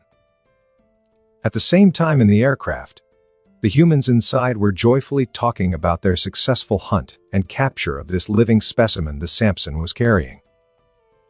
Look at the size of these things. Imagine the damage it could cause if it reaches you. Luckily, nothing good ol' Cal in the noggin can't fix, even if it needed freaking to. Ethan Scorby, a man in his late 30s, exclaimed as he put himself next to a 2-meter-long metallic claw. It was answered by eye rolls, or cheer, except for one. I really think I need more sleep. It was just my imagination. Miguel spoke under his breath, shaking his head in amusement at the sheer impossibility of what he just saw. Taking off his helmet and putting it aside, he scratched his bald head in annoyance. A forceful tap on his shoulder, and he glared at the blonde-haired woman behind him. Her eyebrow was raised, and he sighed before saying what he believed he just saw to his fellow SecOps. Of course, a man wearing some sort of medieval armor in the middle of nowhere on Pandora. While you're at it, why not had he come from an alternate universe? It totally makes sense. But please don't stone yourself outside the base, K. The blonde woman answered with unhidden sarcasm, but in the end, it was a mix between worried and deadly serious. It has been 2 weeks and a half since Liam saw the aircraft. There wasn't any human that came, or anything human-made he saw during those. Not for lack of trying, but at least he had a rough idea of where one human settlement might be from, and the direction the aircraft was moving. The fact they took a young great ostropede didn't bother him. He wasn't going to play the moral high ground in that aspect, and he didn't know why it was taken in the first place. But even if the naive part of him wanted it to be, because it was injured, or something he knew better, it wasn't the case. It was sad and needlessly cruel, but it was life. The luckiest, more adaptable, smartest, and strongest in whatever category needed to have more chances of survival. Something quite clear to him, and the humans themselves, if they truly became aware of him, which would happen, unless he hid in a hole for all his life, which he wouldn't and couldn't do, unless he was ready to forsake everything and live for how long he has a caveman. The dissecting table for him was the most likely end if he messed up. It was very delicate and very, very unpleasant to think about. Depending on how interesting he was, which he was plenty, to say he was the most interesting thing that has ever happened to humanity wouldn't be far from the exact truth. He had a wealth of knowledge, his biology, and his unknown origin. One of the three would be enough to put a target on his back, but the three at the same time. It's a matter of time before some part of his obvious uniqueness is known, such as that no human should be here breathing the air of Pandora like this, for the most noticeable. It will cause the utmost interest of a spacefaring civilization between its members over who possess him, be it alive or dead. It was a terrifying prospect, and quite possibly an inevitable objective of those as of yet only hypothetical, but very plausible threat. At least, that's what he thought, but generally being pessimistic with the higher-ups of humanity tended to prove more often than not to be the absolute truth, as cynical as it sounds. Particularly when money is involved. Even more so considering the movie.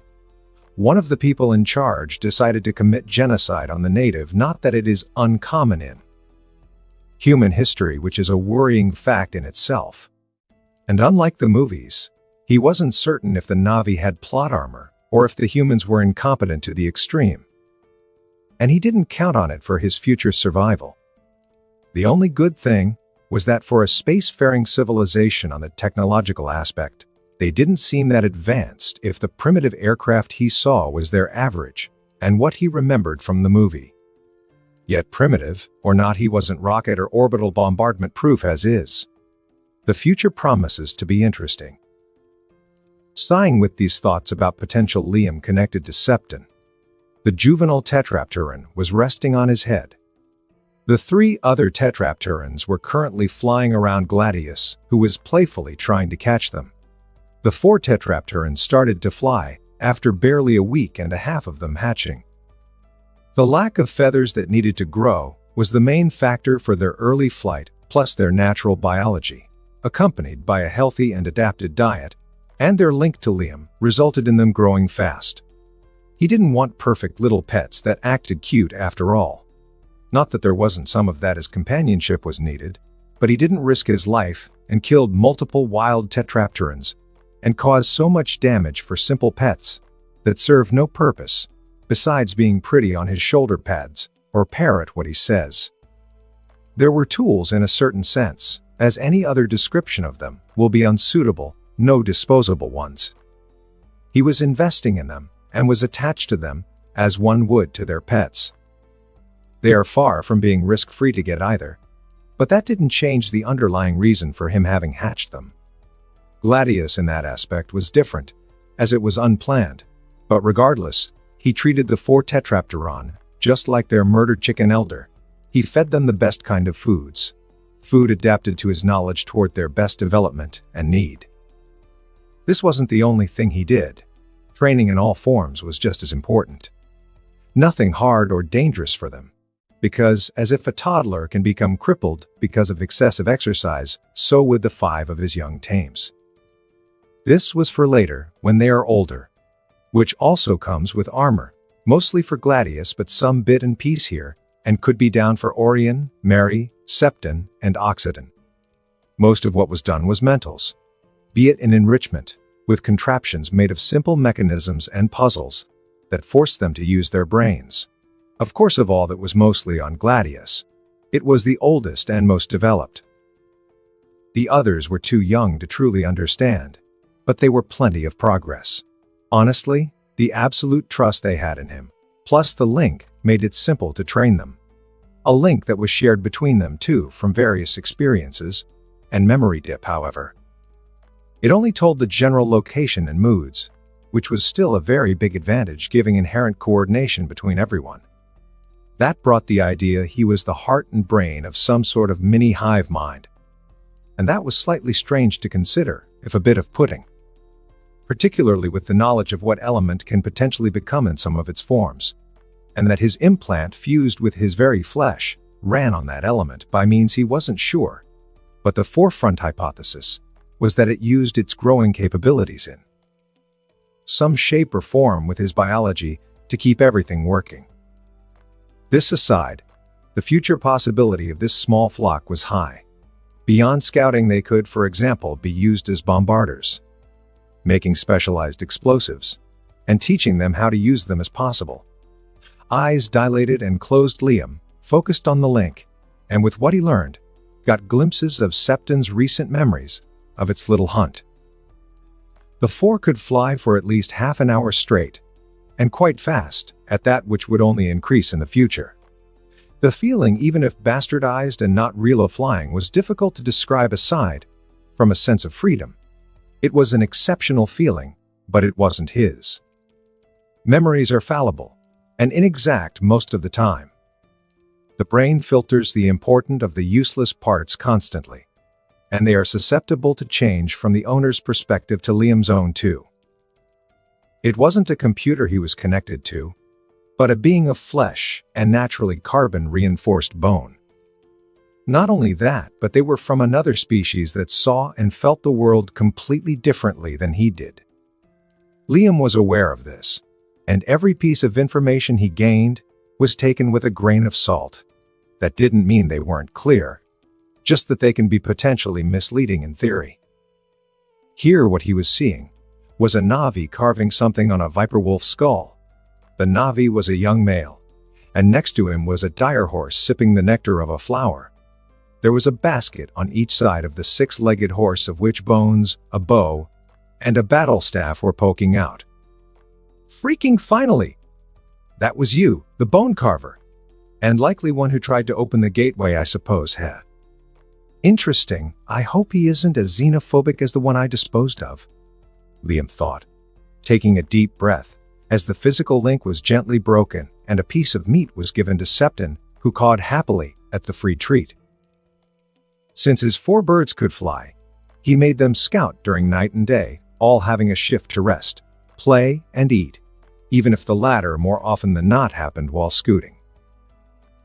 He gathered information not only on the topography and movement of the fauna, but also on the Na'vi group, even if technically speaking they are also part of the fauna.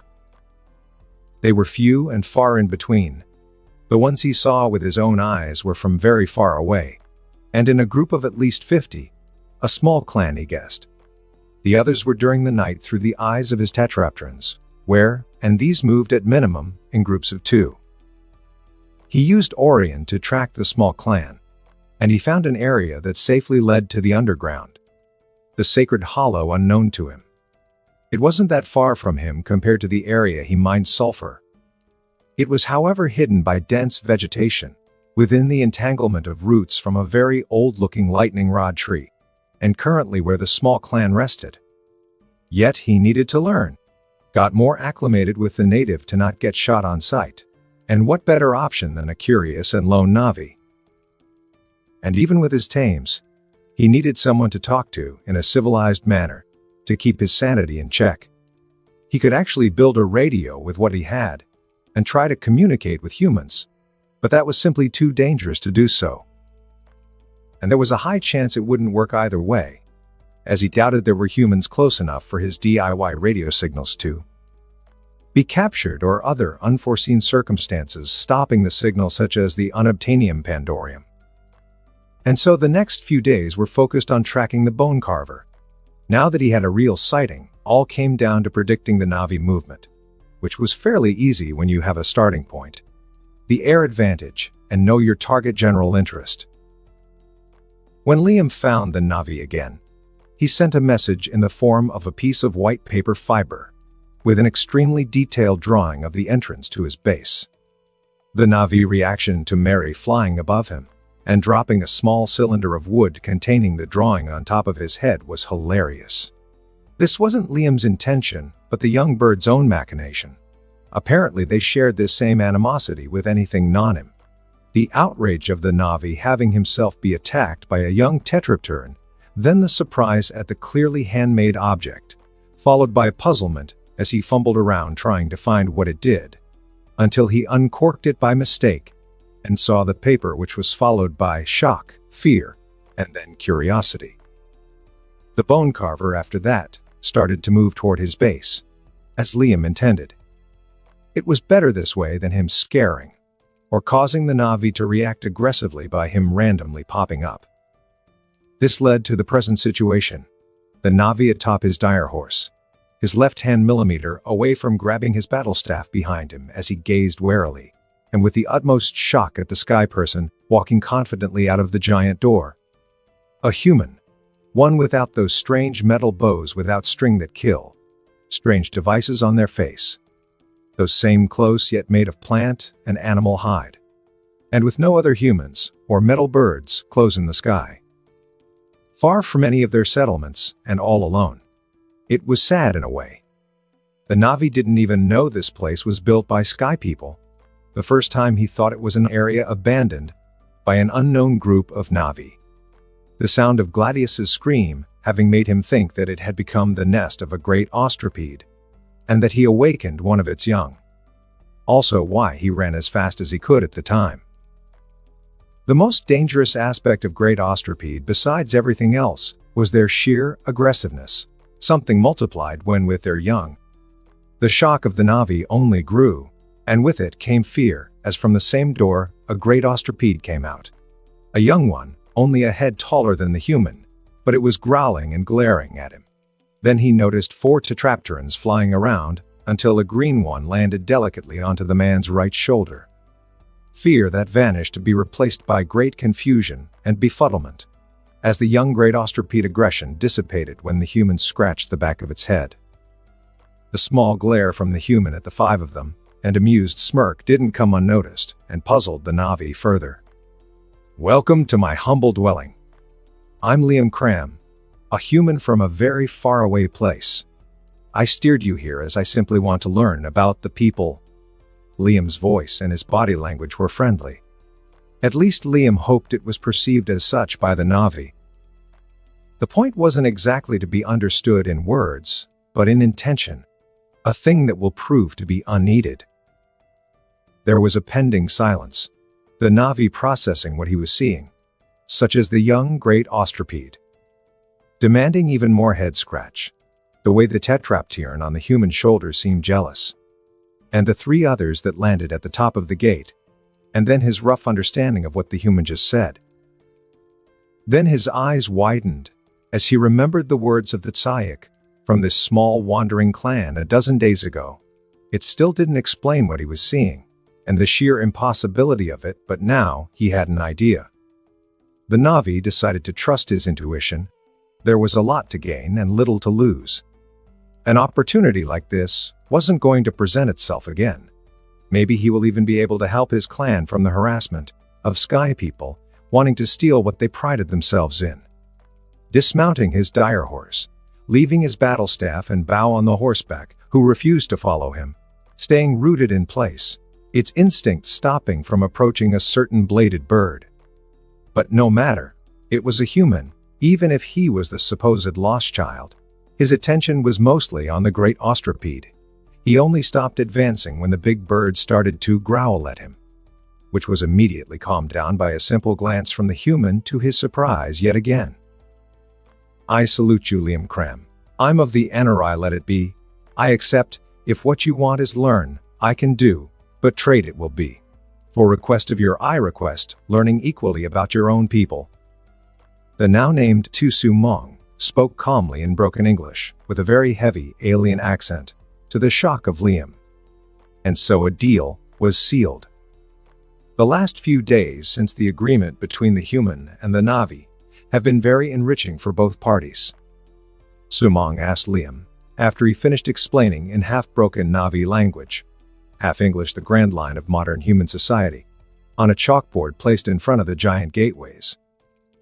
Understanding of modern society, at least from Liam's understanding as a cook, in his mid-20s in a well-developed country, was far from being truly accurate, and he didn't consider everything as it was too big and complicated. But even then, it shouldn't have truly shifted in its essence here, power and self-interest. Liam thought an answer as he translated what was just asked.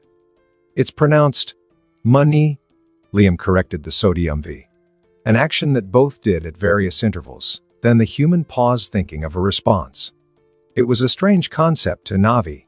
Even if they do trade, it was more along the line of bartering from material objects to knowledge, and nothing remotely close in importance to humans in day-to-day life.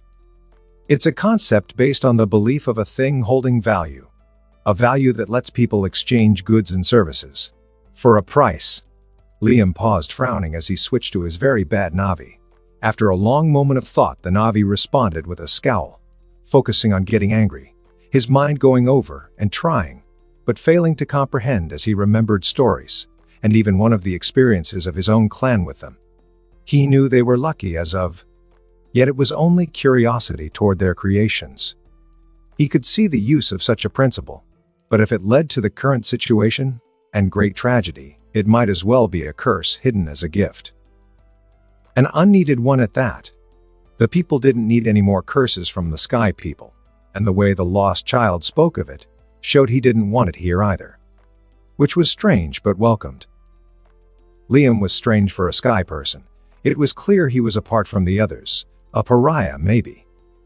He didn't dare to ask why the human was here all alone, living by his own means, as it would be inappropriate.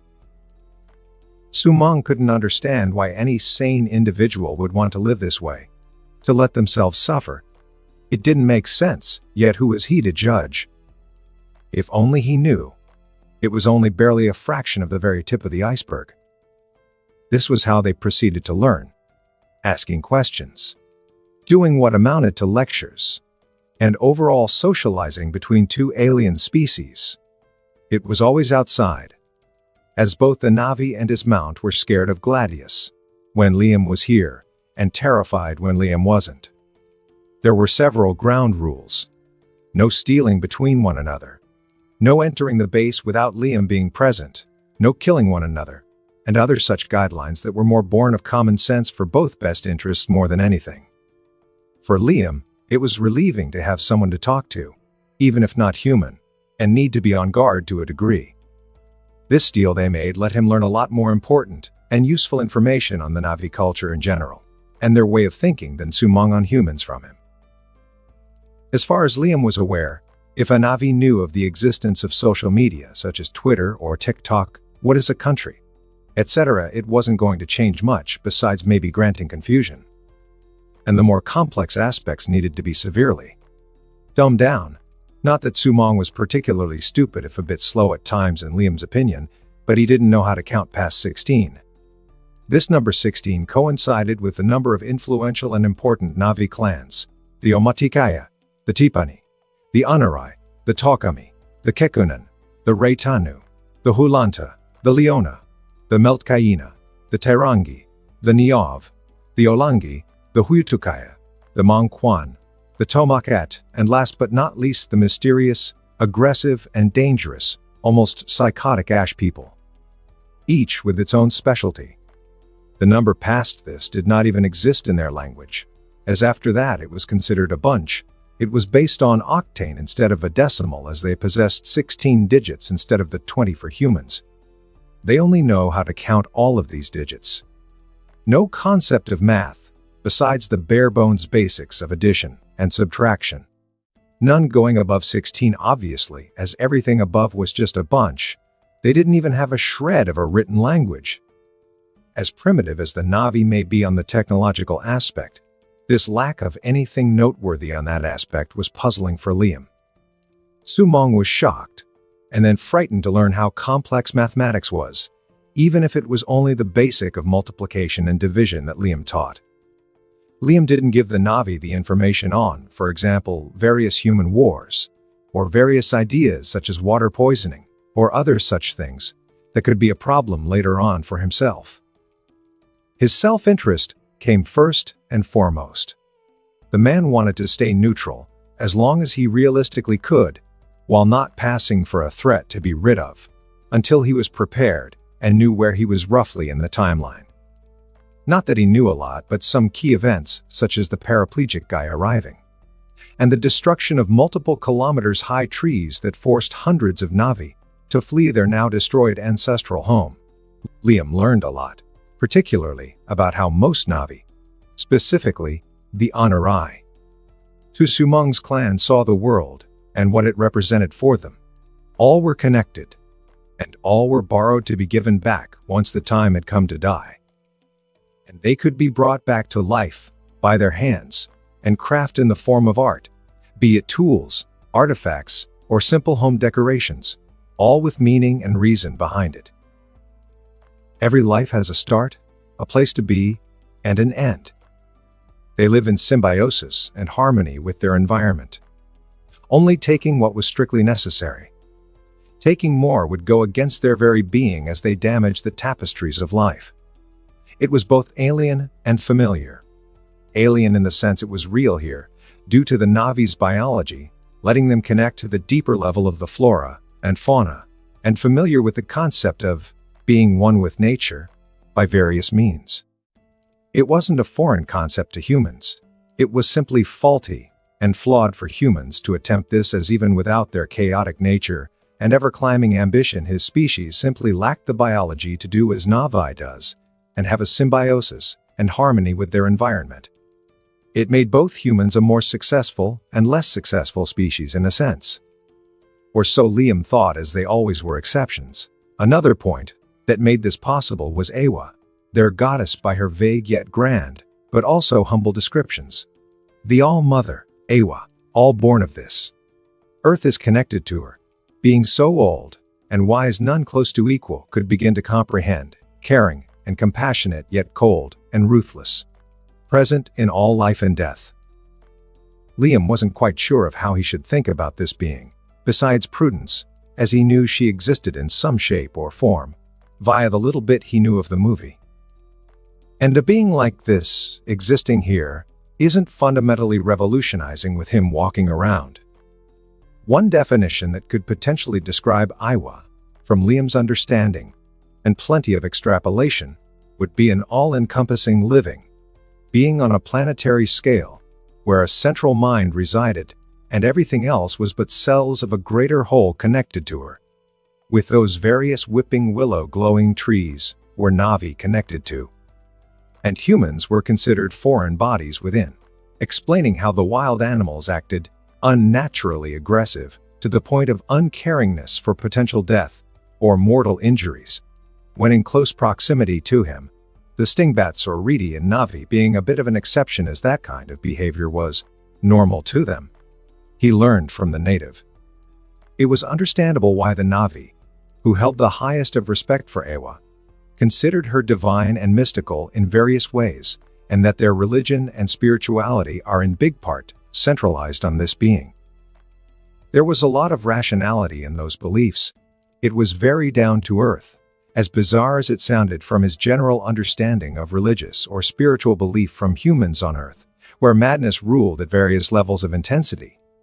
Not that humans needed those to act this way, but again this was only from one Na'vi, one he didn't exactly trust, so it was a bad idea to consider him and his knowledge as the norm and hope all were similar. Crazy zealot Na'vi must exist, as if the one that tried to murder wasn't an example enough, and simply difference appearing. Then there were the 3 laws of Awa. First, you shall not set stone upon stone. Second, neither shall you use the turning wheel. Third and last, nor use the metals of the ground. The translation from Na'vi to English was not exact, but that was the gist of it, and there were several interpretations, which all could be shortened to you shall stay as hunter-gatherers to not damage the environment. The punishment was unknown, if any, as those rules might not even be directly from Awa, but if they exist, and from how old they presumably were, they must have been at a point in time where Na'vi, or another humanoid sapient species, had a civilization. And this hypothetical civilization was brought down eon ago by probably some horrible war, disease, climate change, Or again, Iowa herself, which, as horrific as it sounds, was again understandable if he put himself in her place. An alien and extremely old mind connected to all life on this moon. It was like having a cancerous part and deciding to cut it off and start anew. Again, all was hypothesized upon hypotheses, and only one possibility between an infinite more was right. Yet it made sense to a degree and explained the harmony between Na'vi and their environment. Because the possibility it was another alien species was just as possible.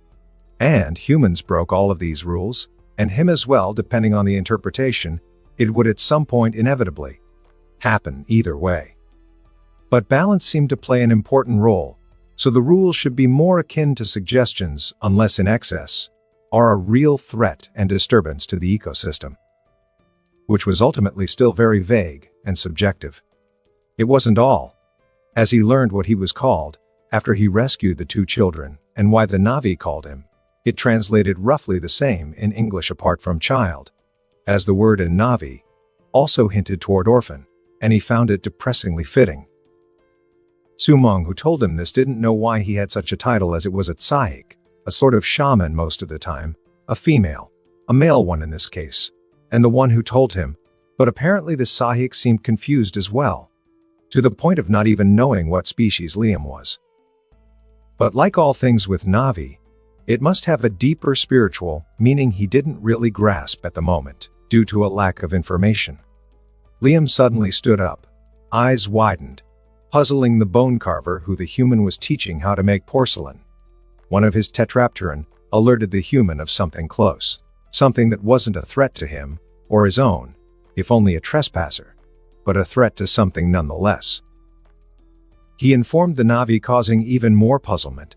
However, Liam didn't wait, as there wasn't time, and ran at the opposite of his base, faster than a human should ever be. What? As the Na'vi realized what Liam had informed him, he felt his heart drop, but that didn't stop him from already running after the human. And to his shock, he was marginally slower.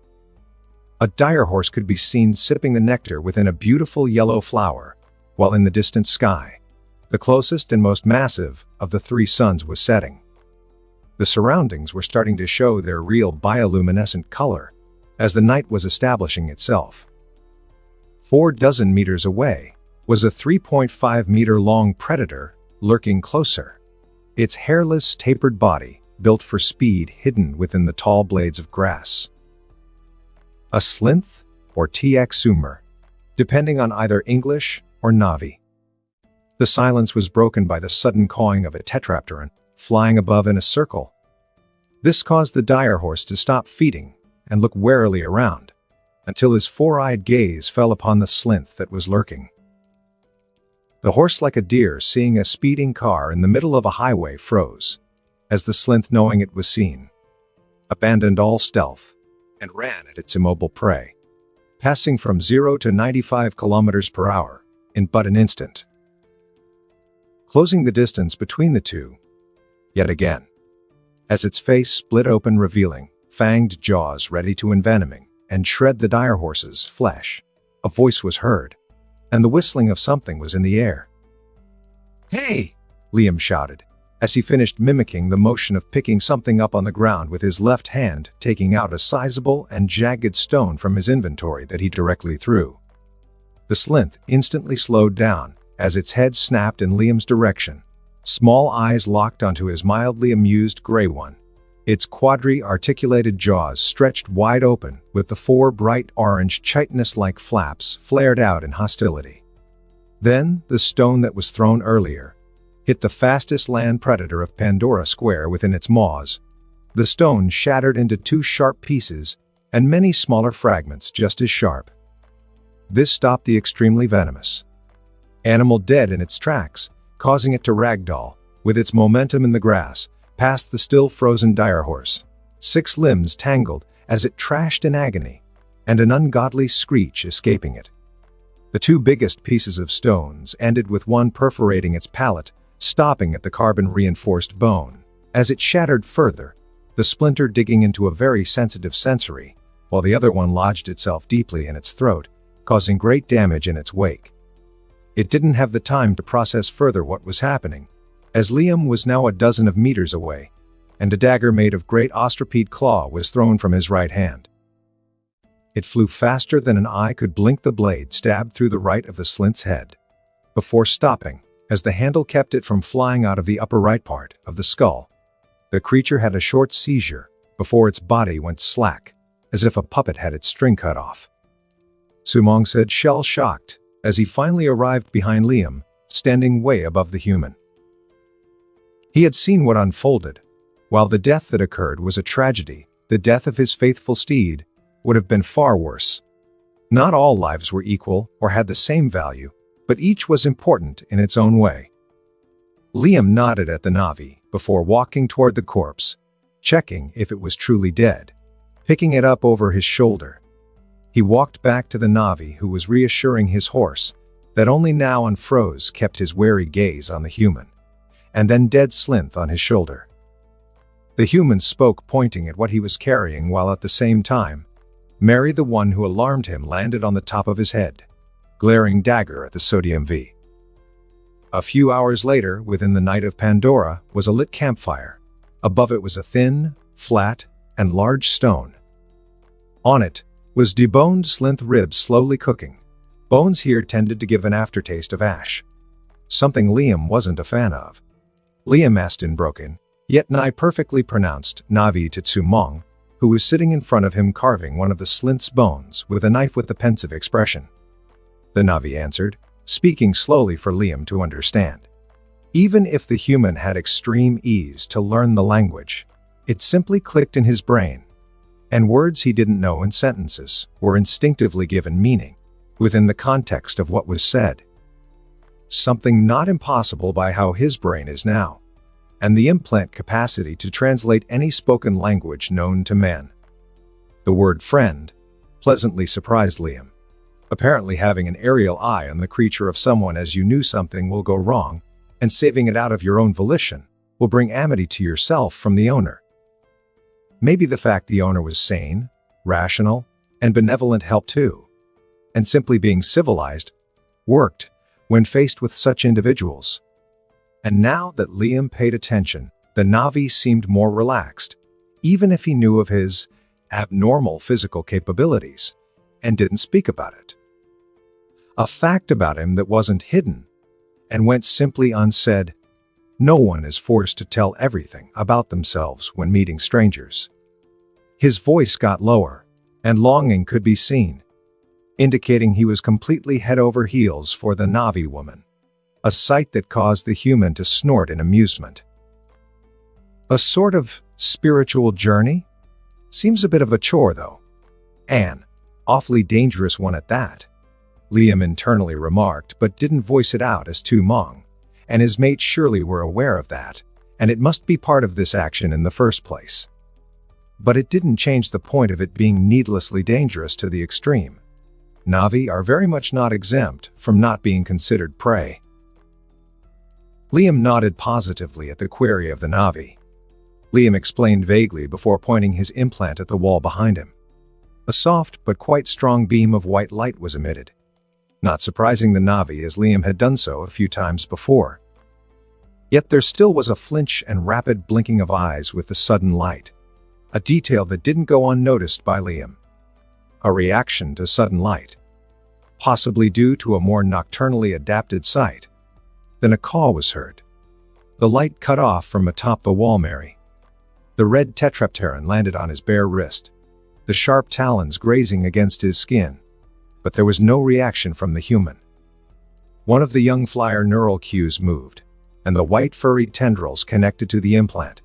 The human eyes dilated to an impossible degree, one that would have disturbed humans and made them think he was extremely high and could hear inanimate objects speak. Liam said, his tone indicating he will not tell further, and how Mary was proper to fly away being an indicator. Sumong understood. There was more to it evidently, but it didn't mean he was entitled to know it. At the moment he was too focused on the fact the lost child could do something akin to Tsahelu and connect to the life of Pandora. It explained why 4 tetrapteron and a great ostripede lived with him in peaceful coexistence. Dreamwalkers, or avatars, as the sky people called them, let them connect to the flora and fauna, yet never a human in the flesh to his knowledge did. But again, this was a strange and unique individual here, one that by all means broke common sense. Why these animals were with the human he didn't know and didn't truly care. What mattered was the harmony between them. And Liam showed a lot of care, more than the average Na'vi toward their pets.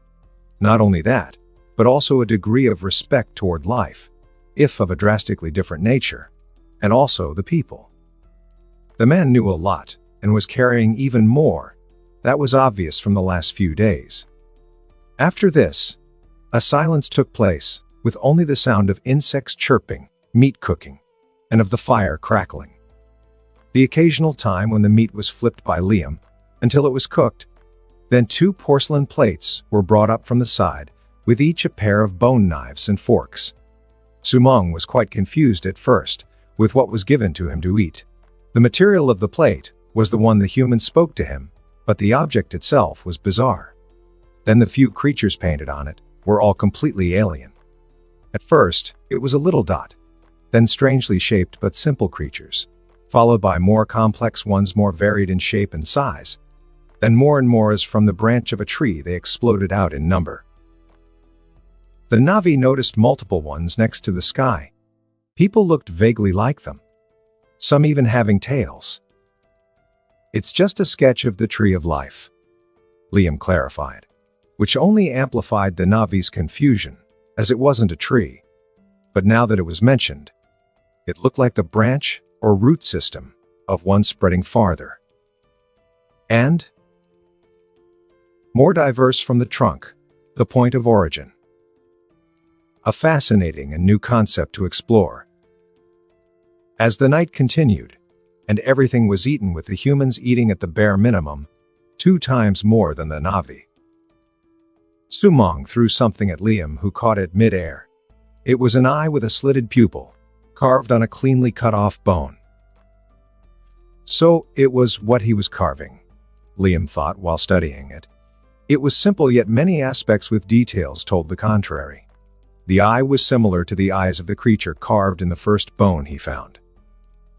It was even more impressive considering from what he noticed, Na'vi have less fine motor control of their hands, not forgetting that they have marginally larger hands in the first place. The Na'vi spoke, and Liam nodded. It was good, as much as talking to someone was positive, and learning a must, having someone close he couldn't fully trust was limiting. The Na'vi finished pointing with his 4-fingered hands at the carved piece of bone. Far away at the same time in the Resource Development Administration, Extrasolar Colony 01, otherwise known as Hell's Gate, more precisely in the quarter of the person in charge of the Avatar program. Dr. Grace Augustine is a tall woman with short auburn hair and brown eyes.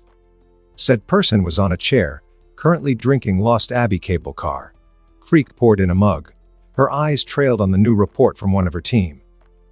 Placing her mug, she massaged her forehead as she looked around a big holoscreen giving a video of Pandora's wild and untamed passage with her soothing music playlist. One of her ideas, getting clips from the Samsons used for scientific missions, and one of the reasons she discovered so much of this moon's flora. An idea that was also exploited by the RDA to her displeasure, because those videos were pricey back on Earth. But again, both gained, so she didn't complain, even if she was pretty open with how much she loathed the RDA. Her eyes bulged out, and she spat her drink, as on the corner of the screen, she saw something that by all means shouldn't be possible. It was one frame, one that should be utterly impossible by all known metric of humanity. In fact, she refused to believe it, even as she paused the video with a tap of her finger, moved back by a few milliseconds, and zoomed in. Even then, she still couldn't believe what was on it. She didn't drink enough to be the effect of alcohol. What in the actual hell is that? How is that possible? Grace screamed, her eyes locked onto the armored, clearly human figure. The eyes behind the helmet of a gray-silvery shade, naturally impossible to occur in humans. And in the middle of a plane with no breathing mask. She turned off the holoscreen, then turned it on again, then off, then on. It was real footage. She knew as it was given to her first. It was impossible, yet it was real. This needs to be kept under wrap, as long as possible. I need information on who and what this is. As if I didn't have already enough shit to deal with. Just a few months and new members will arrive. She thought, her expression hardening while her eyes locked on the coordinates shown on the holoscreen. The next morning, it was day 111, and Liam did his usual breakfast rich in protein, quick but intense workout, and overall aerial check in a 20-kilometer radius from his base width. His 4 tetrapterons confirming that the Navi of the Honorai was indeed not here anymore, or anyone else for that matter. Progression was back on the menus. Liam munched on a piece of spicy jerky as he finished his 200th lead shotgun slug, one bigger than advised above his bastardized fabricator. Gunpowder meant firearms, and firearms he did make with adapted bullets, of course. He wasn't exactly familiar with firearms, as where he was from, it needed a permit, and there were multiple legal factors involved to get one. He did go to shooting ranges a bit when he was a teen, but it evidently didn't make him an expert, marksman, or a firearms expert in general. That in no case stopped him here from crafting them, and no small little thing either, as that would be useless against whatever was big enough to pose a threat to his continual existence. So he made a shotgun. Multiple shotguns, to be exact. Not modern ones, as he couldn't do them, but antiques ones, if put it to date with his current resources available. Something close to a sawed-off shotgun to be precise. Each with only 2 shots before needing to manually reload, their only purpose being to kill or mortally injure whoever enters a 15-meter radius of him. A regular, or even trained human firing with one of his revamped boomsticks would risk the barrel caving their skull at worst, and at best breaking their wrist, or knocking them out cold with a recoil, which is logical, as he wasn't as limited in that itty-bitty tiny detail that is the recoil of a firearm, thought it was very, very loud. "Oxiden, come to me, girl," the man said. As he saw the bird arrive from its flight to the cave, connecting, he smiled, as there was no one, giving the tetraperon its due in the form of a prime piece of meat. The next half an hour consisted of Liam checking if everything was in place, from the traps still in place to the food for everything. And once he decided it was good, he straight up ran to the only safe access to the underground of the Great Plain. This led to the present. Liam dressed in a light armor of majorly bronze, steel present in more vital areas, a helmet that let him have most of his sight, and his inventory had all that he thought was necessary, such as food, water, his war scythe cleaver, various throwable and not throwable weapons, tools such as pickaxes, climbing pikes, ropes and more, bandages, papers, makeshift pens, a first aid kit that consisted of bandages, sewing needles with thin disinfected string, and bottles of saline solution. A small bundle of bloody red thread made of this latex-like substance he found weeks ago, attached to his waist. His own Ariadne's thread, but less magical, sadly.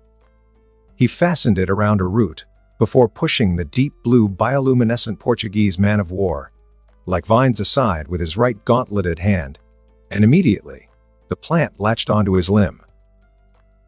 We will see who drags who, Liam thought with a lifted eyebrow instead of panicking. He wasn't even surprised as the vine tried to drag him up, probably to eat him or something. He took a fistful of it, and dragged it down with one good yank, tearing half-offending vines that blocked the entrance with it. More of it, he mumbled. It was more of a jungle than a cave.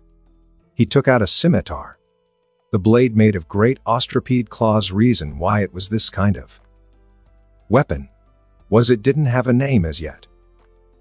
With it in his right hand, carefully treated, as he hacked at the vines blocking his pace, his boots stepping over the short blue grass, dotted with the occasional fern or alien flowers as he did so. Those vines were everywhere. The place was very spacious, and only the area being inclined downward indicated a sense of direction as vines obstructed sight. He continued forward, moving carefully, tapping the ground with the curved tip of his scimitar to avoid potential accidents. Pitcher plants. Giant pitcher plant, he mumbled in disbelief, as in the distance he noticed a dozen of on average 5 meters tall purple pitcher-shaped leaves. From their bioluminescence, he could see the shadow of small animals within. One was even humanoid, a Navi, a young one from the size. And wasn't that an unpleasant and tragic sight? His head snapped in another direction, as squeals of agony and terror resonated. They originated from a creature the size of a big dog that looked like the hybrid of a goat and a hedgehog if they had copulated. It was completely ensnared by the vines, and getting dragged to one of such pitcher plants. Not only that, but above within the crevice of the moss-covered stone above dozens of dark blue hellfire wasps flew out, and repeatedly stung, scratched, and bit the poor creature, until its movement and squeals came to a definitive stop. What followed was the unconscious or very likely creature being dragged up within the giant pitcher plant, after this beautiful flower-like structure blossomed all around the thin roots of the carnivorous plant, and the alien wasp dug in their nectar. All of this happened in less than 10 seconds. 10 seconds was all it took, and it indicated that the fate of the Navi within one was sealed long ago. It set the theme of this place was an extremely dangerous one, a fact that wasn't hidden.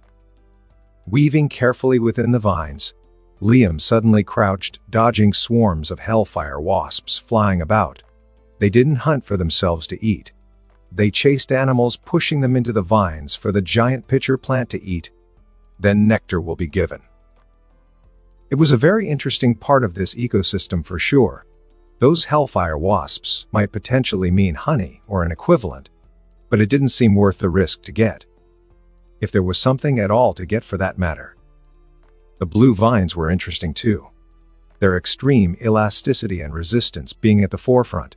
Essentially, they were colonies of smaller, peculiar half-plant, half-animals, small organisms that grow around a silicon-based thread.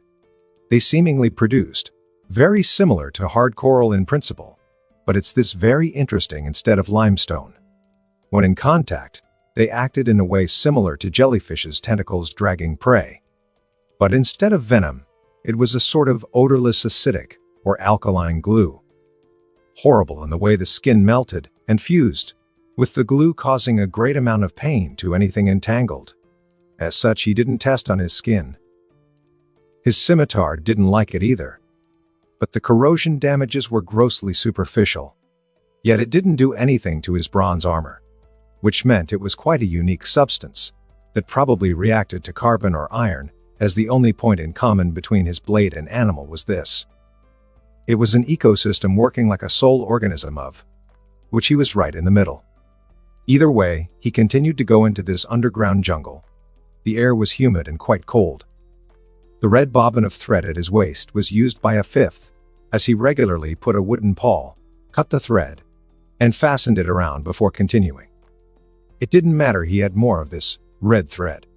The more he advanced, the deeper he went, and the less of those carnivorous and blue were seen, and the vegetation, if that could even be called that, took on a dark, greenish light purple.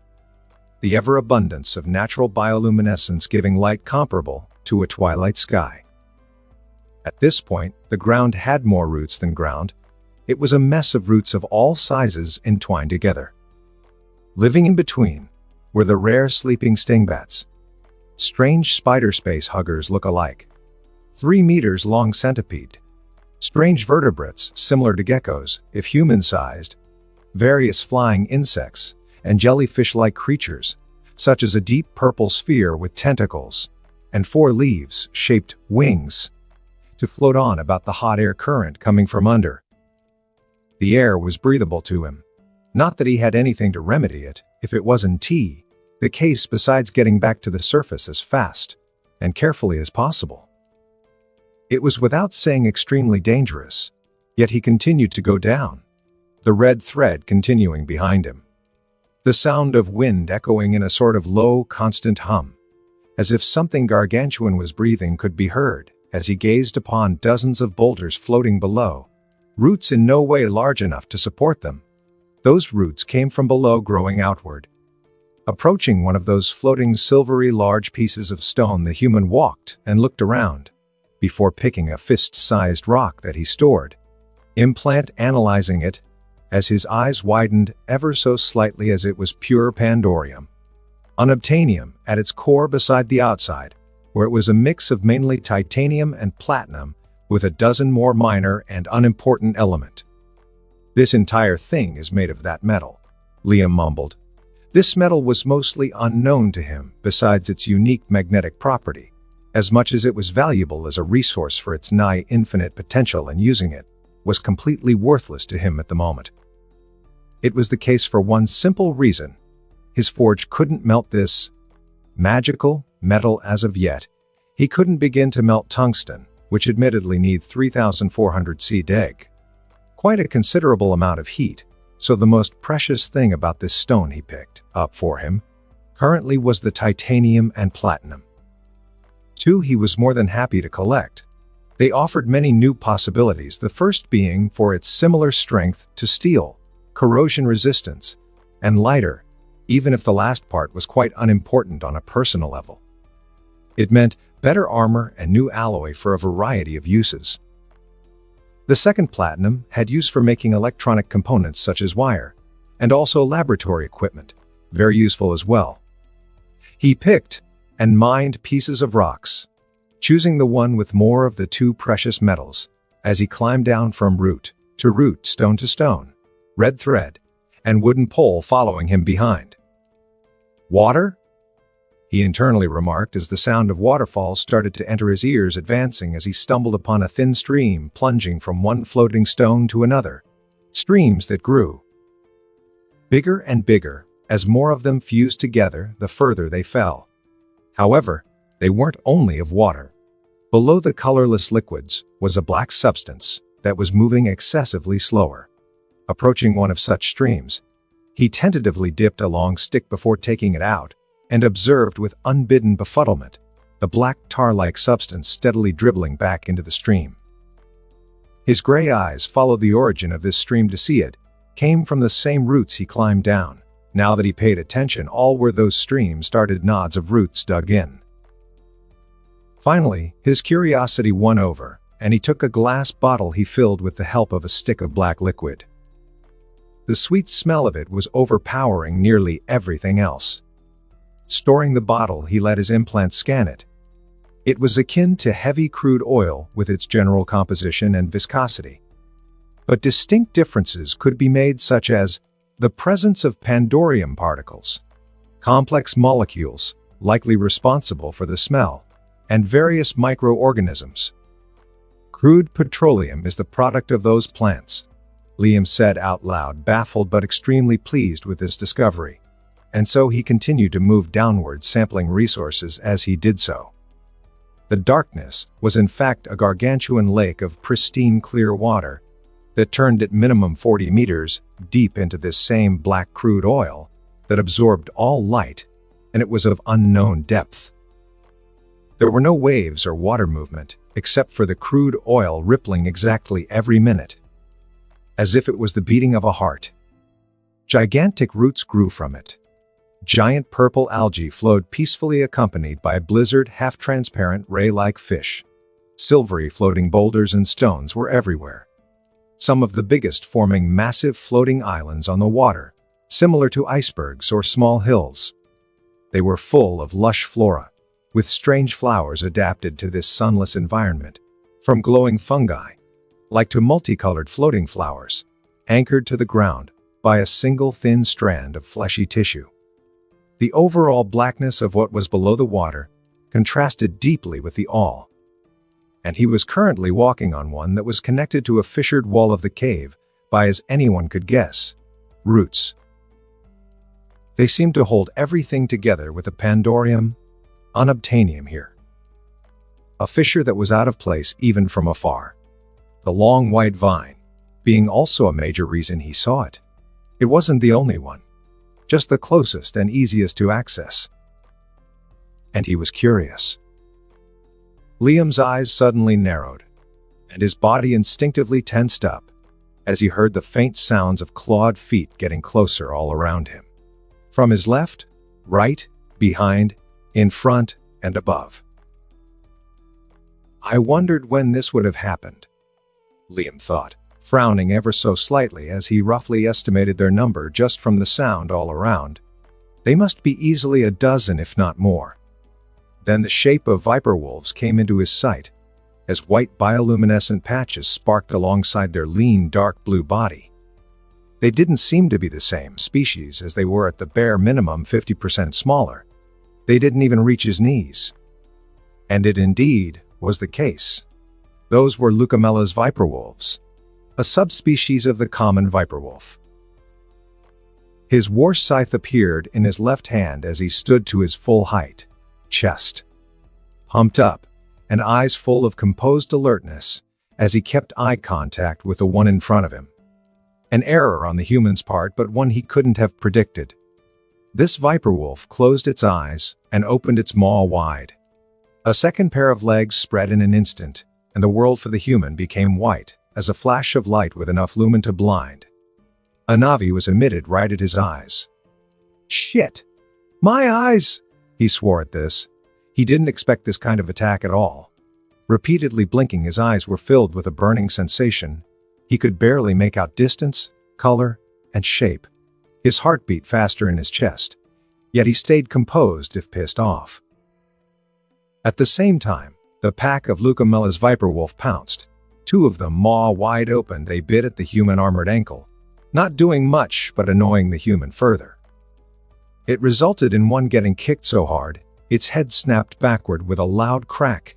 The other bisected from shoulder blades to the pelvis, its guts spilling everywhere, as the still cognizant upper half fell into the water 24 meters below. It was only the start. Two jumped on his back as he wildly hacked the air with his weapon. Growling in irritation, Liam grabbed behind him, the raging animal catching what he assumed was a paw. His grip shattered the bones, while the viper wolf yelped in pain before being thrown randomly with extreme prejudice. It hit two others approaching hexapods, wolves, killing the three of them simply with how much force was put behind the improvised living projectile. It was a massacre, the scent of blood and ruptured organs replacing the sweetness in the air. Yet the viper wolves kept on coming, suicidally throwing themselves at the currently blind, as if in a frenzy. A big male jumped on Liam's head, furiously scratching and biting as the human shot randomly with his wrist crossbow in front of him. The poisoned bolt hitting one into its belly, halting in its track with the sudden pain. The cocktail of toxins taking care of the rest. Go to sleep. As those cold and calm yet irritation-filled words, a closed, armored fist flew through the neck of the one latched on him. Blood trickled down his armor as he killed more and more until nothing came back. Yet he stayed vigilant. Blinking more, the burning sensation finally started to recede, as he could see again, even if blurry, and there were white spots here and there. But it was rapidly getting better. All around him were bodies, organs, and blood splayed. He breathed, and something unexpected happened again. What? Was all Liam could think of as the rapid, almost buzzing sound of flapping wings entered his ears.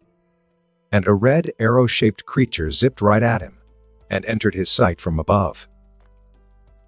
The next thing he knew was pain.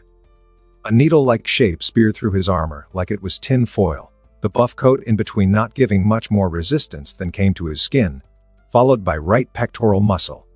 It continued on as it passed in his flesh and tissue between his ribs, to finally perforate the upper part of his right lung. "Fukarg!" he shouted, pain and anger mixed together, but he reacted extremely fast.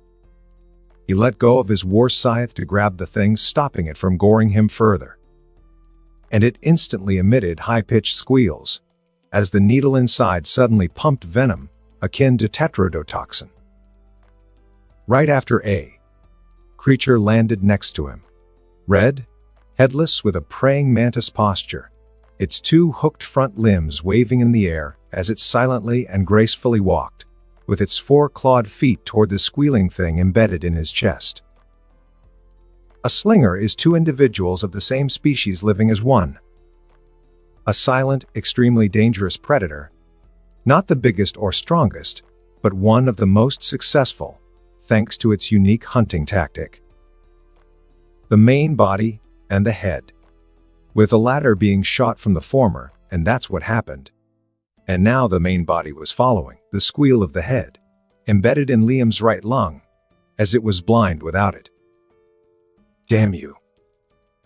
Liam screamed with blood and literal venom coming out of his mouth, implant glowing a bright red. The continuous sharp pain, or pieced lung, not stopping him in the slightest from acting, as he materialized one of his shotguns out of his inventory and shot point-blank the slinger's head. The deafening boom of the shot echoed far and wide as the head exploded into bloody pieces and bits that flew everywhere. The proboscis was all that remained intact, and it was still deep into his chest. Taking it out would be a bad idea. It would aggravate the bleeding. And there was his armor in between anyway. He coughed more blood-filled venom, his body working on purging the foreign substance, breathing heavily from his one good lung, his overly dilated, half-blind eyes, filled with adrenaline, locked onto the confused main body that was no more than a red blur to him. "Damn you," he said, gasping for air in the pain. Holding the shotgun with one hand, he aimed and pulled the trigger.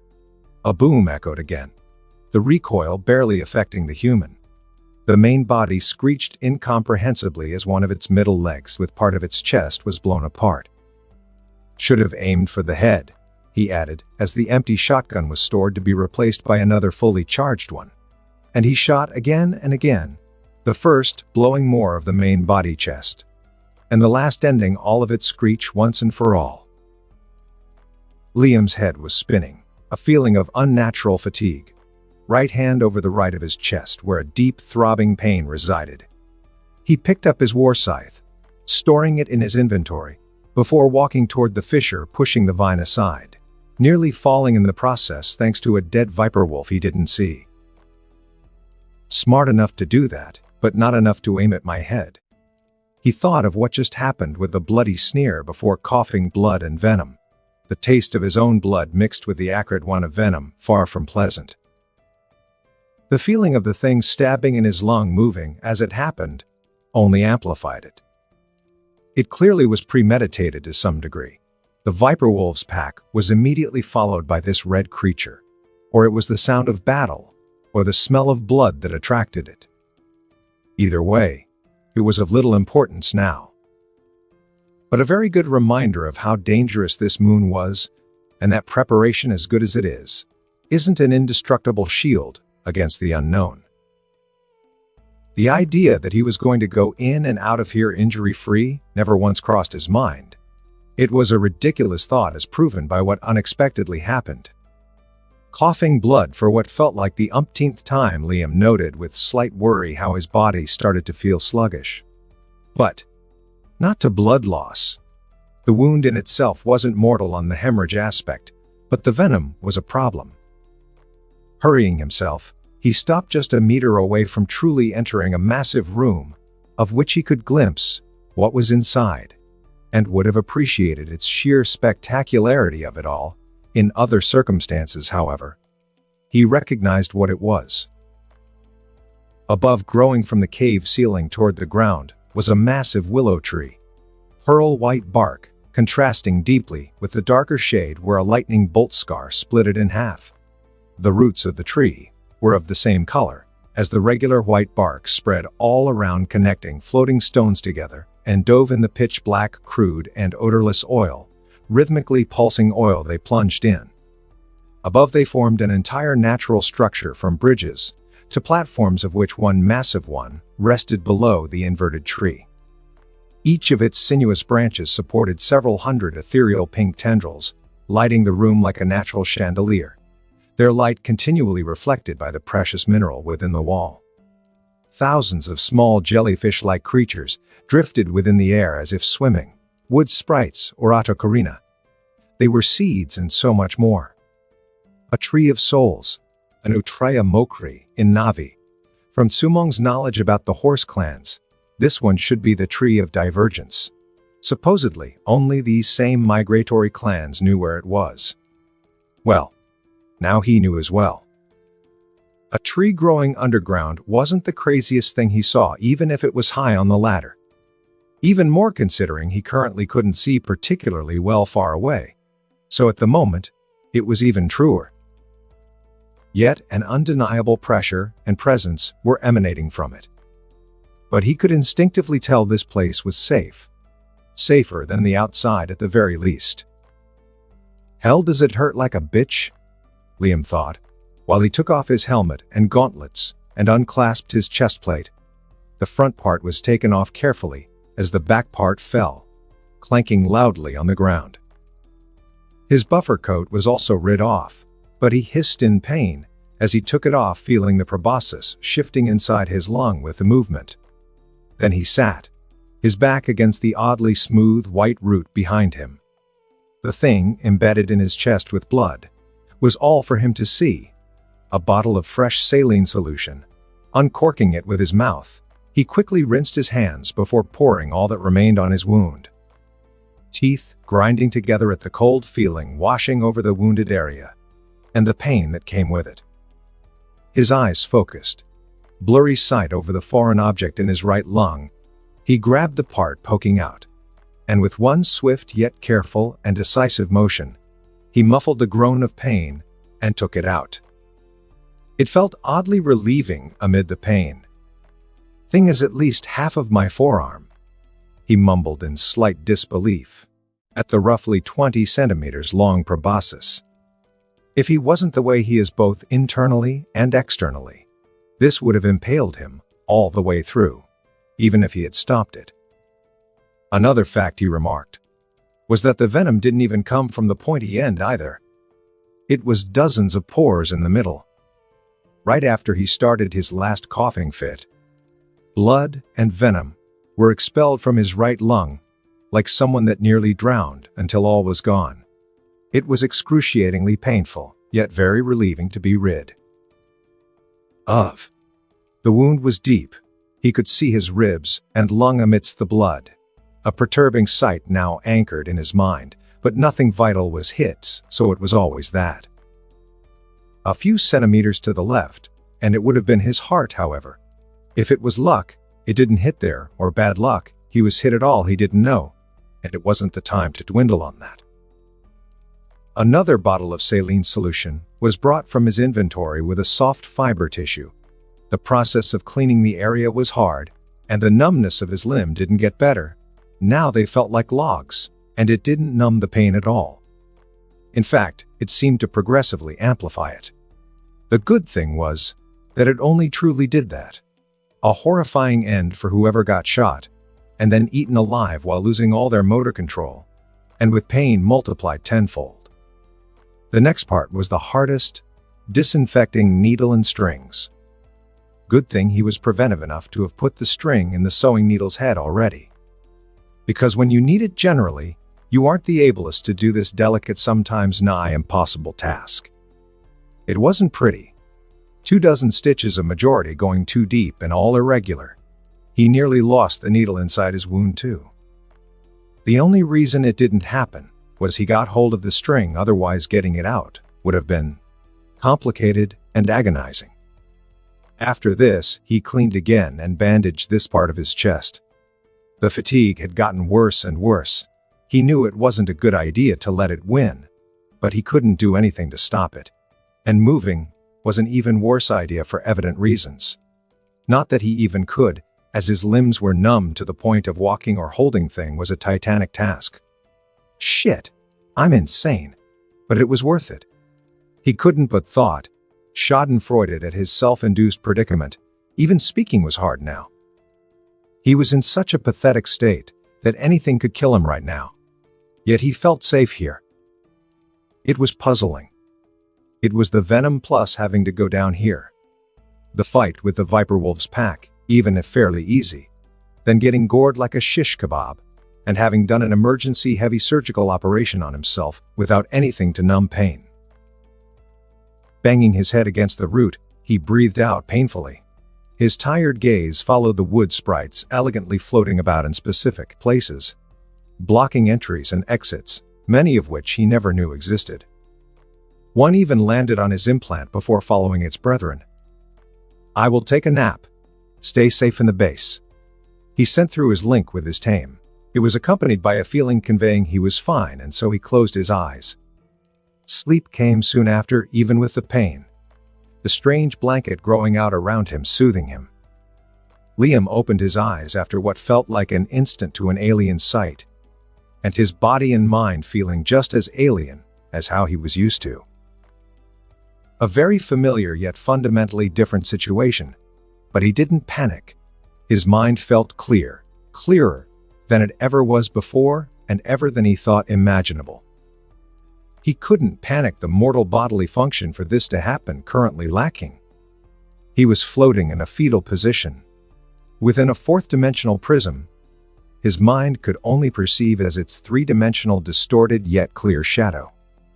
Hundreds upon hundreds of hexagonal metallic particles orbited at speeds varying from slow to the point of appearing immobile to supraluminal.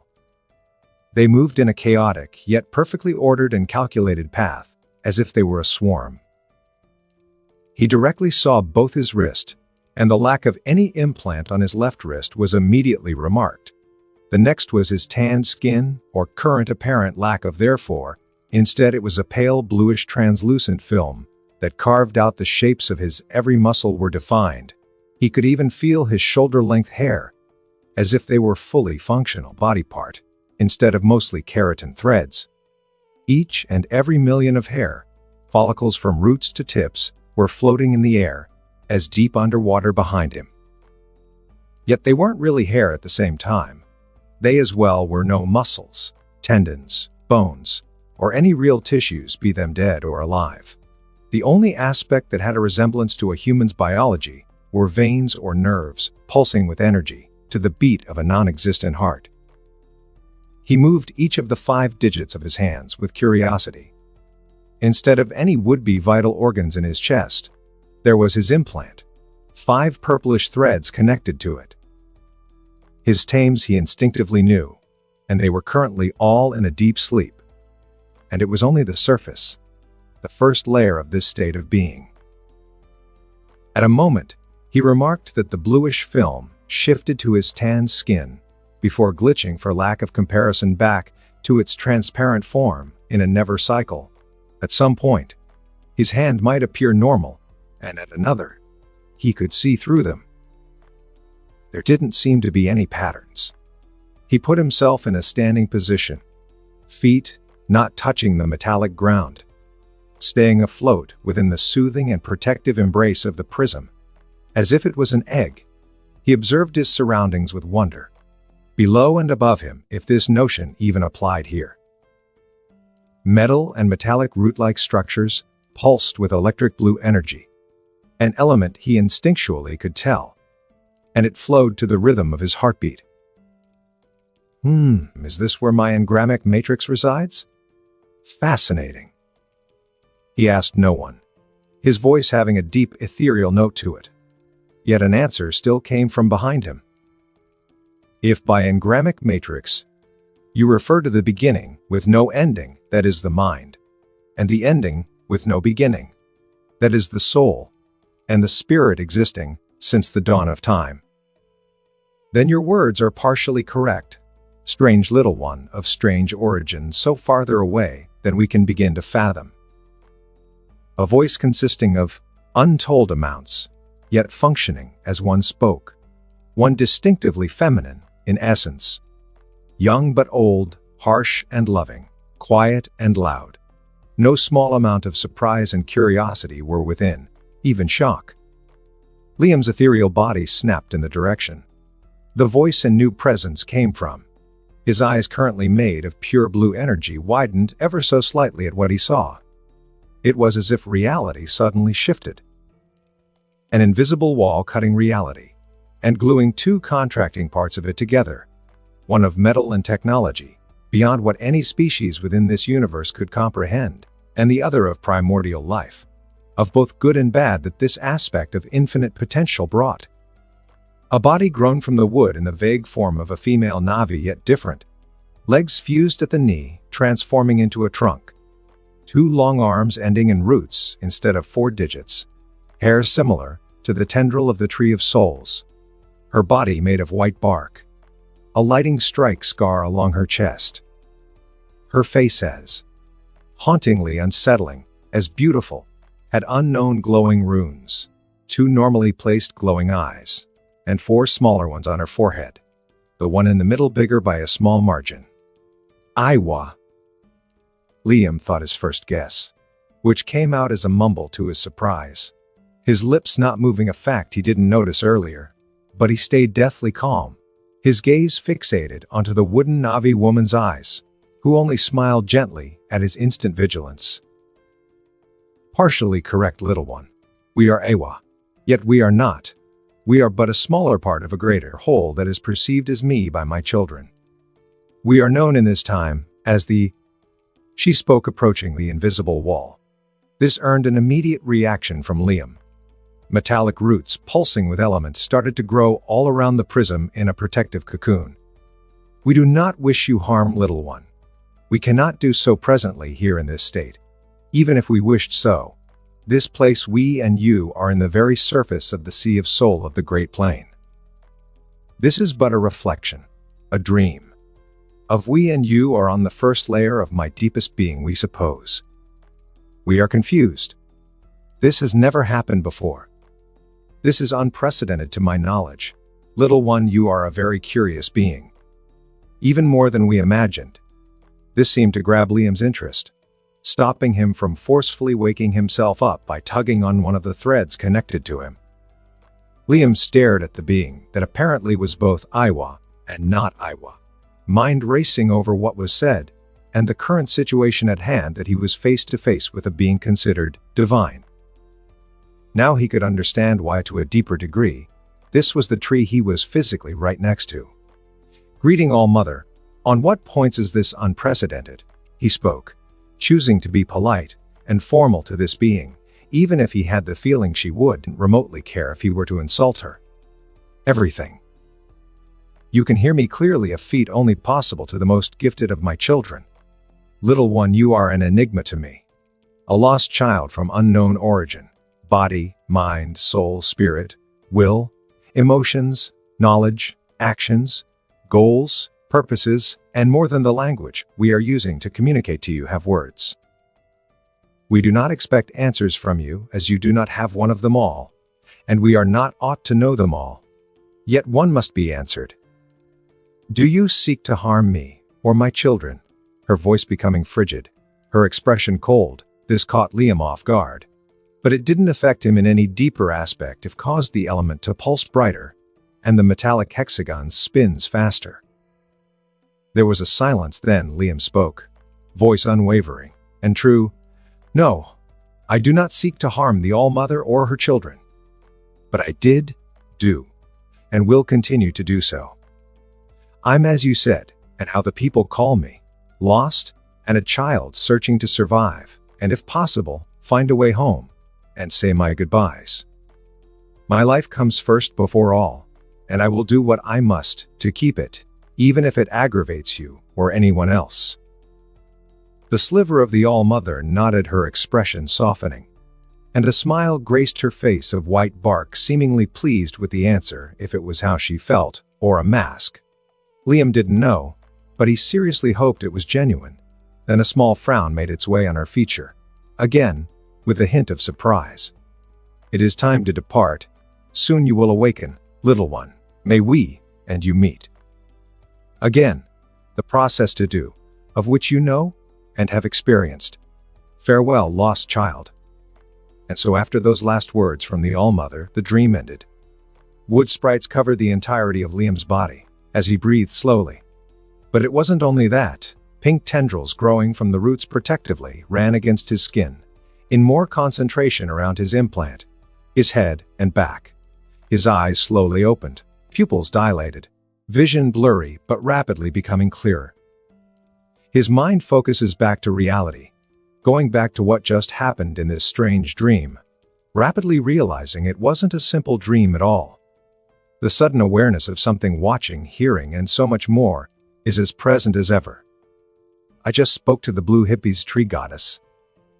Liam was still processing what happened, the dissonance between how he felt in the dream, and presently, he remembered feeling cold and calculating, mechanical even. No pointless illogical emotions, and their constant presence that override his decision. The emotions were still there, just perceived differently. It felt so wrong yet so right at the same time, and it informed him of his true nature to a degree.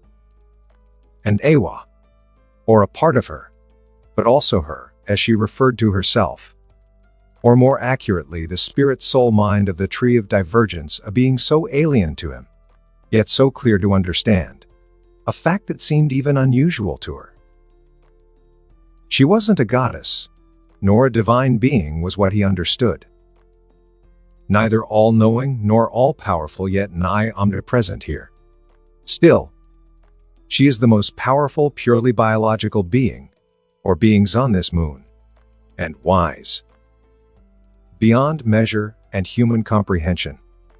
She was not an enemy, nor an ally. This could change and will, but in what way he couldn't truly predict at the moment. But she knew how unusual he was. She knew more than anyone else outside of himself, and he was far from knowing or understanding everything either. After all, she must have sensed him appearing out of nowhere on this beach, seen him use his inventory, and knew of his links with his tames. It was worrying to know she knew, but what could he realistically do? He already presumed as such that the All-Mother knew. It was just confirmed now. The good thing was that his mind was protected to a point. He was only in danger if he truly earned the rage and hate of Iwa, and she purposefully worked to end his life. All things considered, it seemed difficult to earn that from the tree goddess, unless you purposefully go look for it. Liam sighed, his eyes trailing down his body. They widened as he finally noticed he was covered in wood sprites, and as if on cue, they all floated away. Then he felt a prickling, almost painful sensation similar to ants crawling and stinging, as the thin tendrils covering most of his skin above his nervous system disconnected and disappeared into the ground. Tiny droplets of blood trickled from the prickling wound before they closed a few seconds later. This was weird, was the first thing that came to his mind. All of those tendrils that were all over his exposed body, mostly his back, chest, arms, and neck. And luckily only that. Moving each of his fingers, he smiled. Testing further with arms and legs, his smile grew, and he was back at full motor control. And his eyesight was as good as new. However, as soon as he tried to stand up, a tang of pain shot into his right lung and the area he was stabbed, and he now finally paid attention to it as well. The yellowish bandage around the wound was caked in dried blood, taking it off the area of the wound, of course. The bandage sticking to it more than necessary. Not that bad, but definitely could have done a better job, he mumbled after observing the wound. He took a clean tissue out of his inventory and proceeded to clean the roughly shuttered wound. It wasn't very big and should be fully healed in 2 to 3 days, leaving behind a barely noticeable scar. Rebandaging his chest, he suddenly felt intense hunger, so he ate in the same spot. Picnicking under the tree of divergence was quite a pleasant experience. He finished it with a smoothie of this same pink aloe vera-like plant that alleviates pain. A medicinal plant from the Anurai Navi knowledge was called paywall, and it was pronounced paywall. Putting his armor back on, he stared at the slinger's proboscis, covered in dry blood on the ground. A scowl finding its way to his feature, as the last few words of the fragment of Iowa came back to him full force. The venom that put him to an almost delirious sleep. Damn, bitch. He wasn't pleased with this very likely scenario, but he was calm and reasonable enough to understand. And he put himself in this situation first. She just profited from an opportunity he so happily gave. She had a hand, or whatever her equivalent is, with the gargantuan pack of flashlight viper wolves and the slinger. It was to communicate with him, assert his character, and if he was an immediate threat, a logical and sound decision. It was the only way, as otherwise, never would he have slept here, or let that connection ever happen. That didn't mean he was happy. Not that he truly was in the first place about all of this. If the deepest part of his being wasn't protected, he was quite certain the goddess wouldn't have had a problem skimming through his mind, or alter part of it. Even if he didn't know much about the psychic aspect of things, he knew enough that it can install loyalty and obedience, because he could do that himself under precise circumstances. He didn't doubt one bit she had this capability as well, and plenty more with extrapolation from manga, novels, comics, and series. It would be strange otherwise that the hive mind didn't have mind-altering abilities. Using human or Na'vi standards of morality on a being such as her was simply foolish beyond belief and quite possibly insane. And the reason why he didn't do this. Being wary was of the utmost importance, but that didn't mean she was some evil mastermind. She was only trying to survive and flourish from his meager understanding. Not that it excused anything either, or that she potentially tried to mind control him. The lack of information and understanding of Awa's thought process was a problem he couldn't remedy for the foreseeable without more direct interaction. The objective of keeping the balance and not destroying the biosphere was evident, but everything else, not so much. Why is it always so complicated? Liam whispered.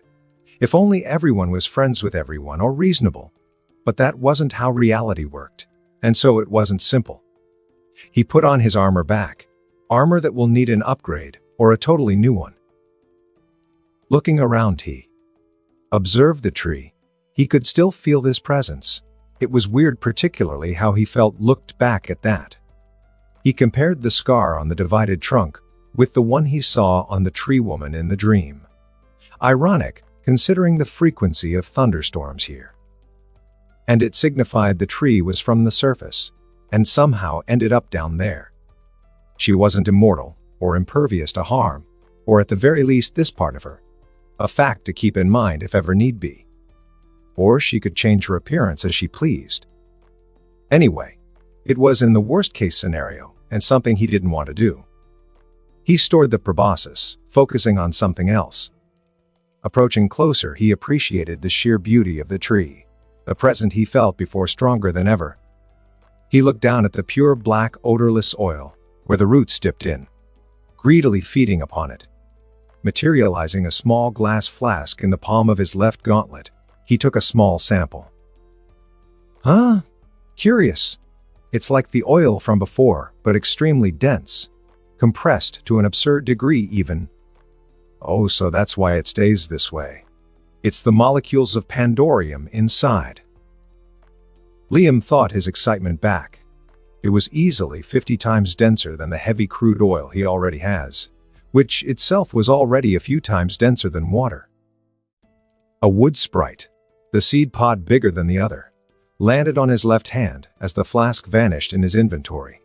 The human observed it, but his eyes widened as it stopped moving, flopping dead on his wide-open palm.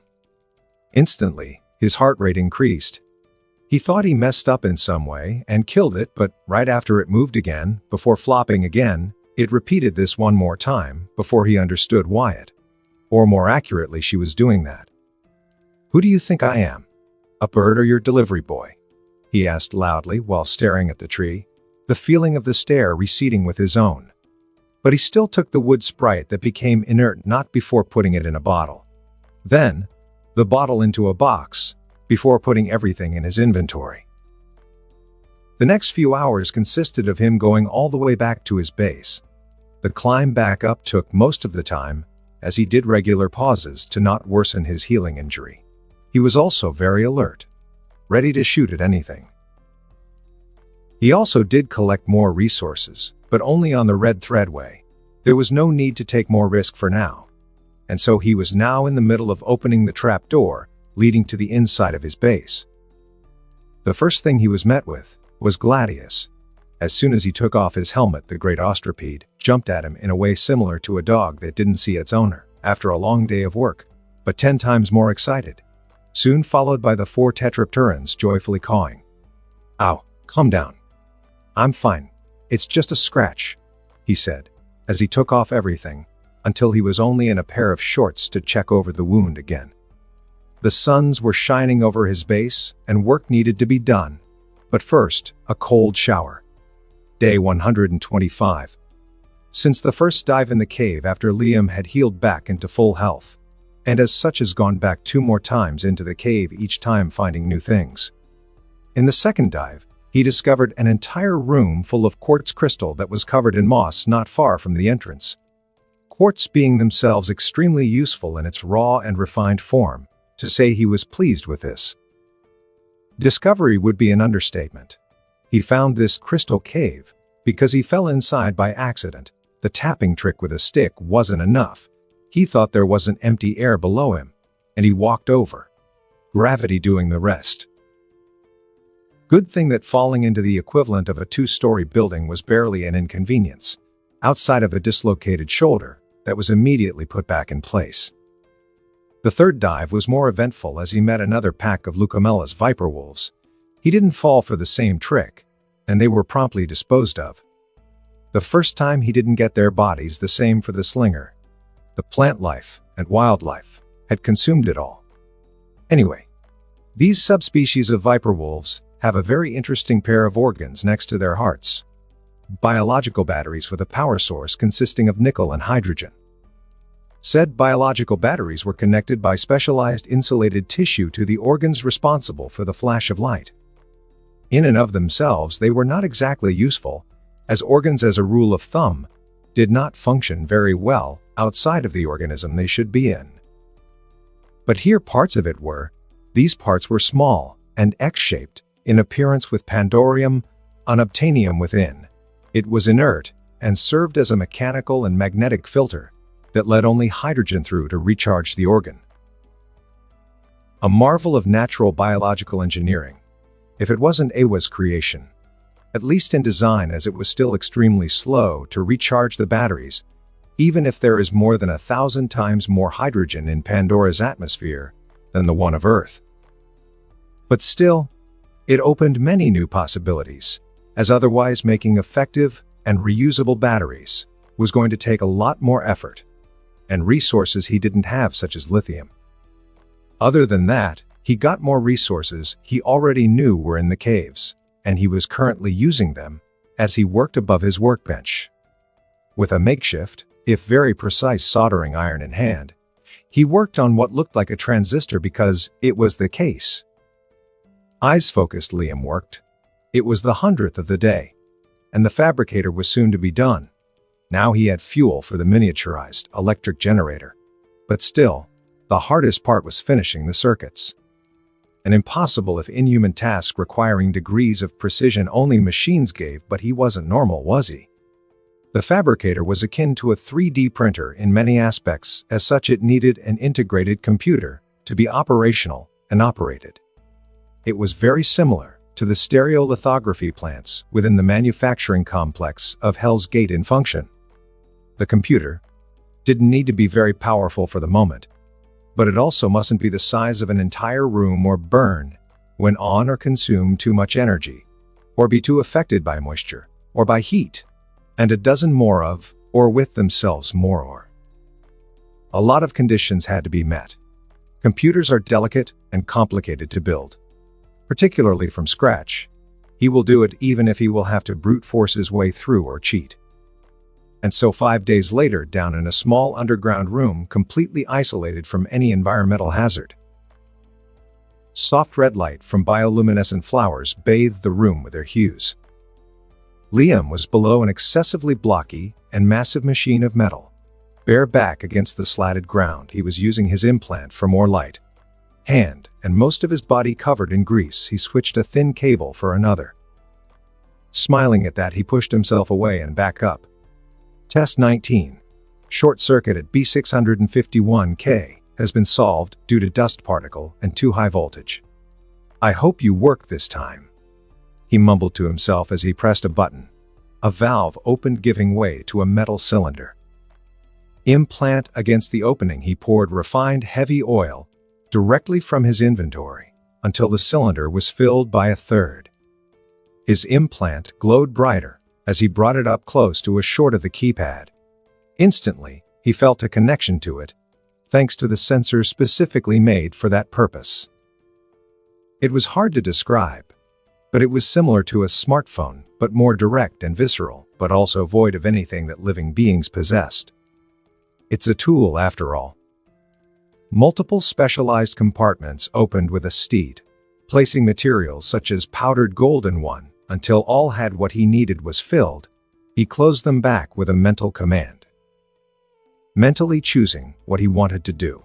His implant and brain compensated for the primitive computer of the fabricator, keeping a constant flow of information and directive in a way a human shouldn't be capable of. And he was perfectly aware of that.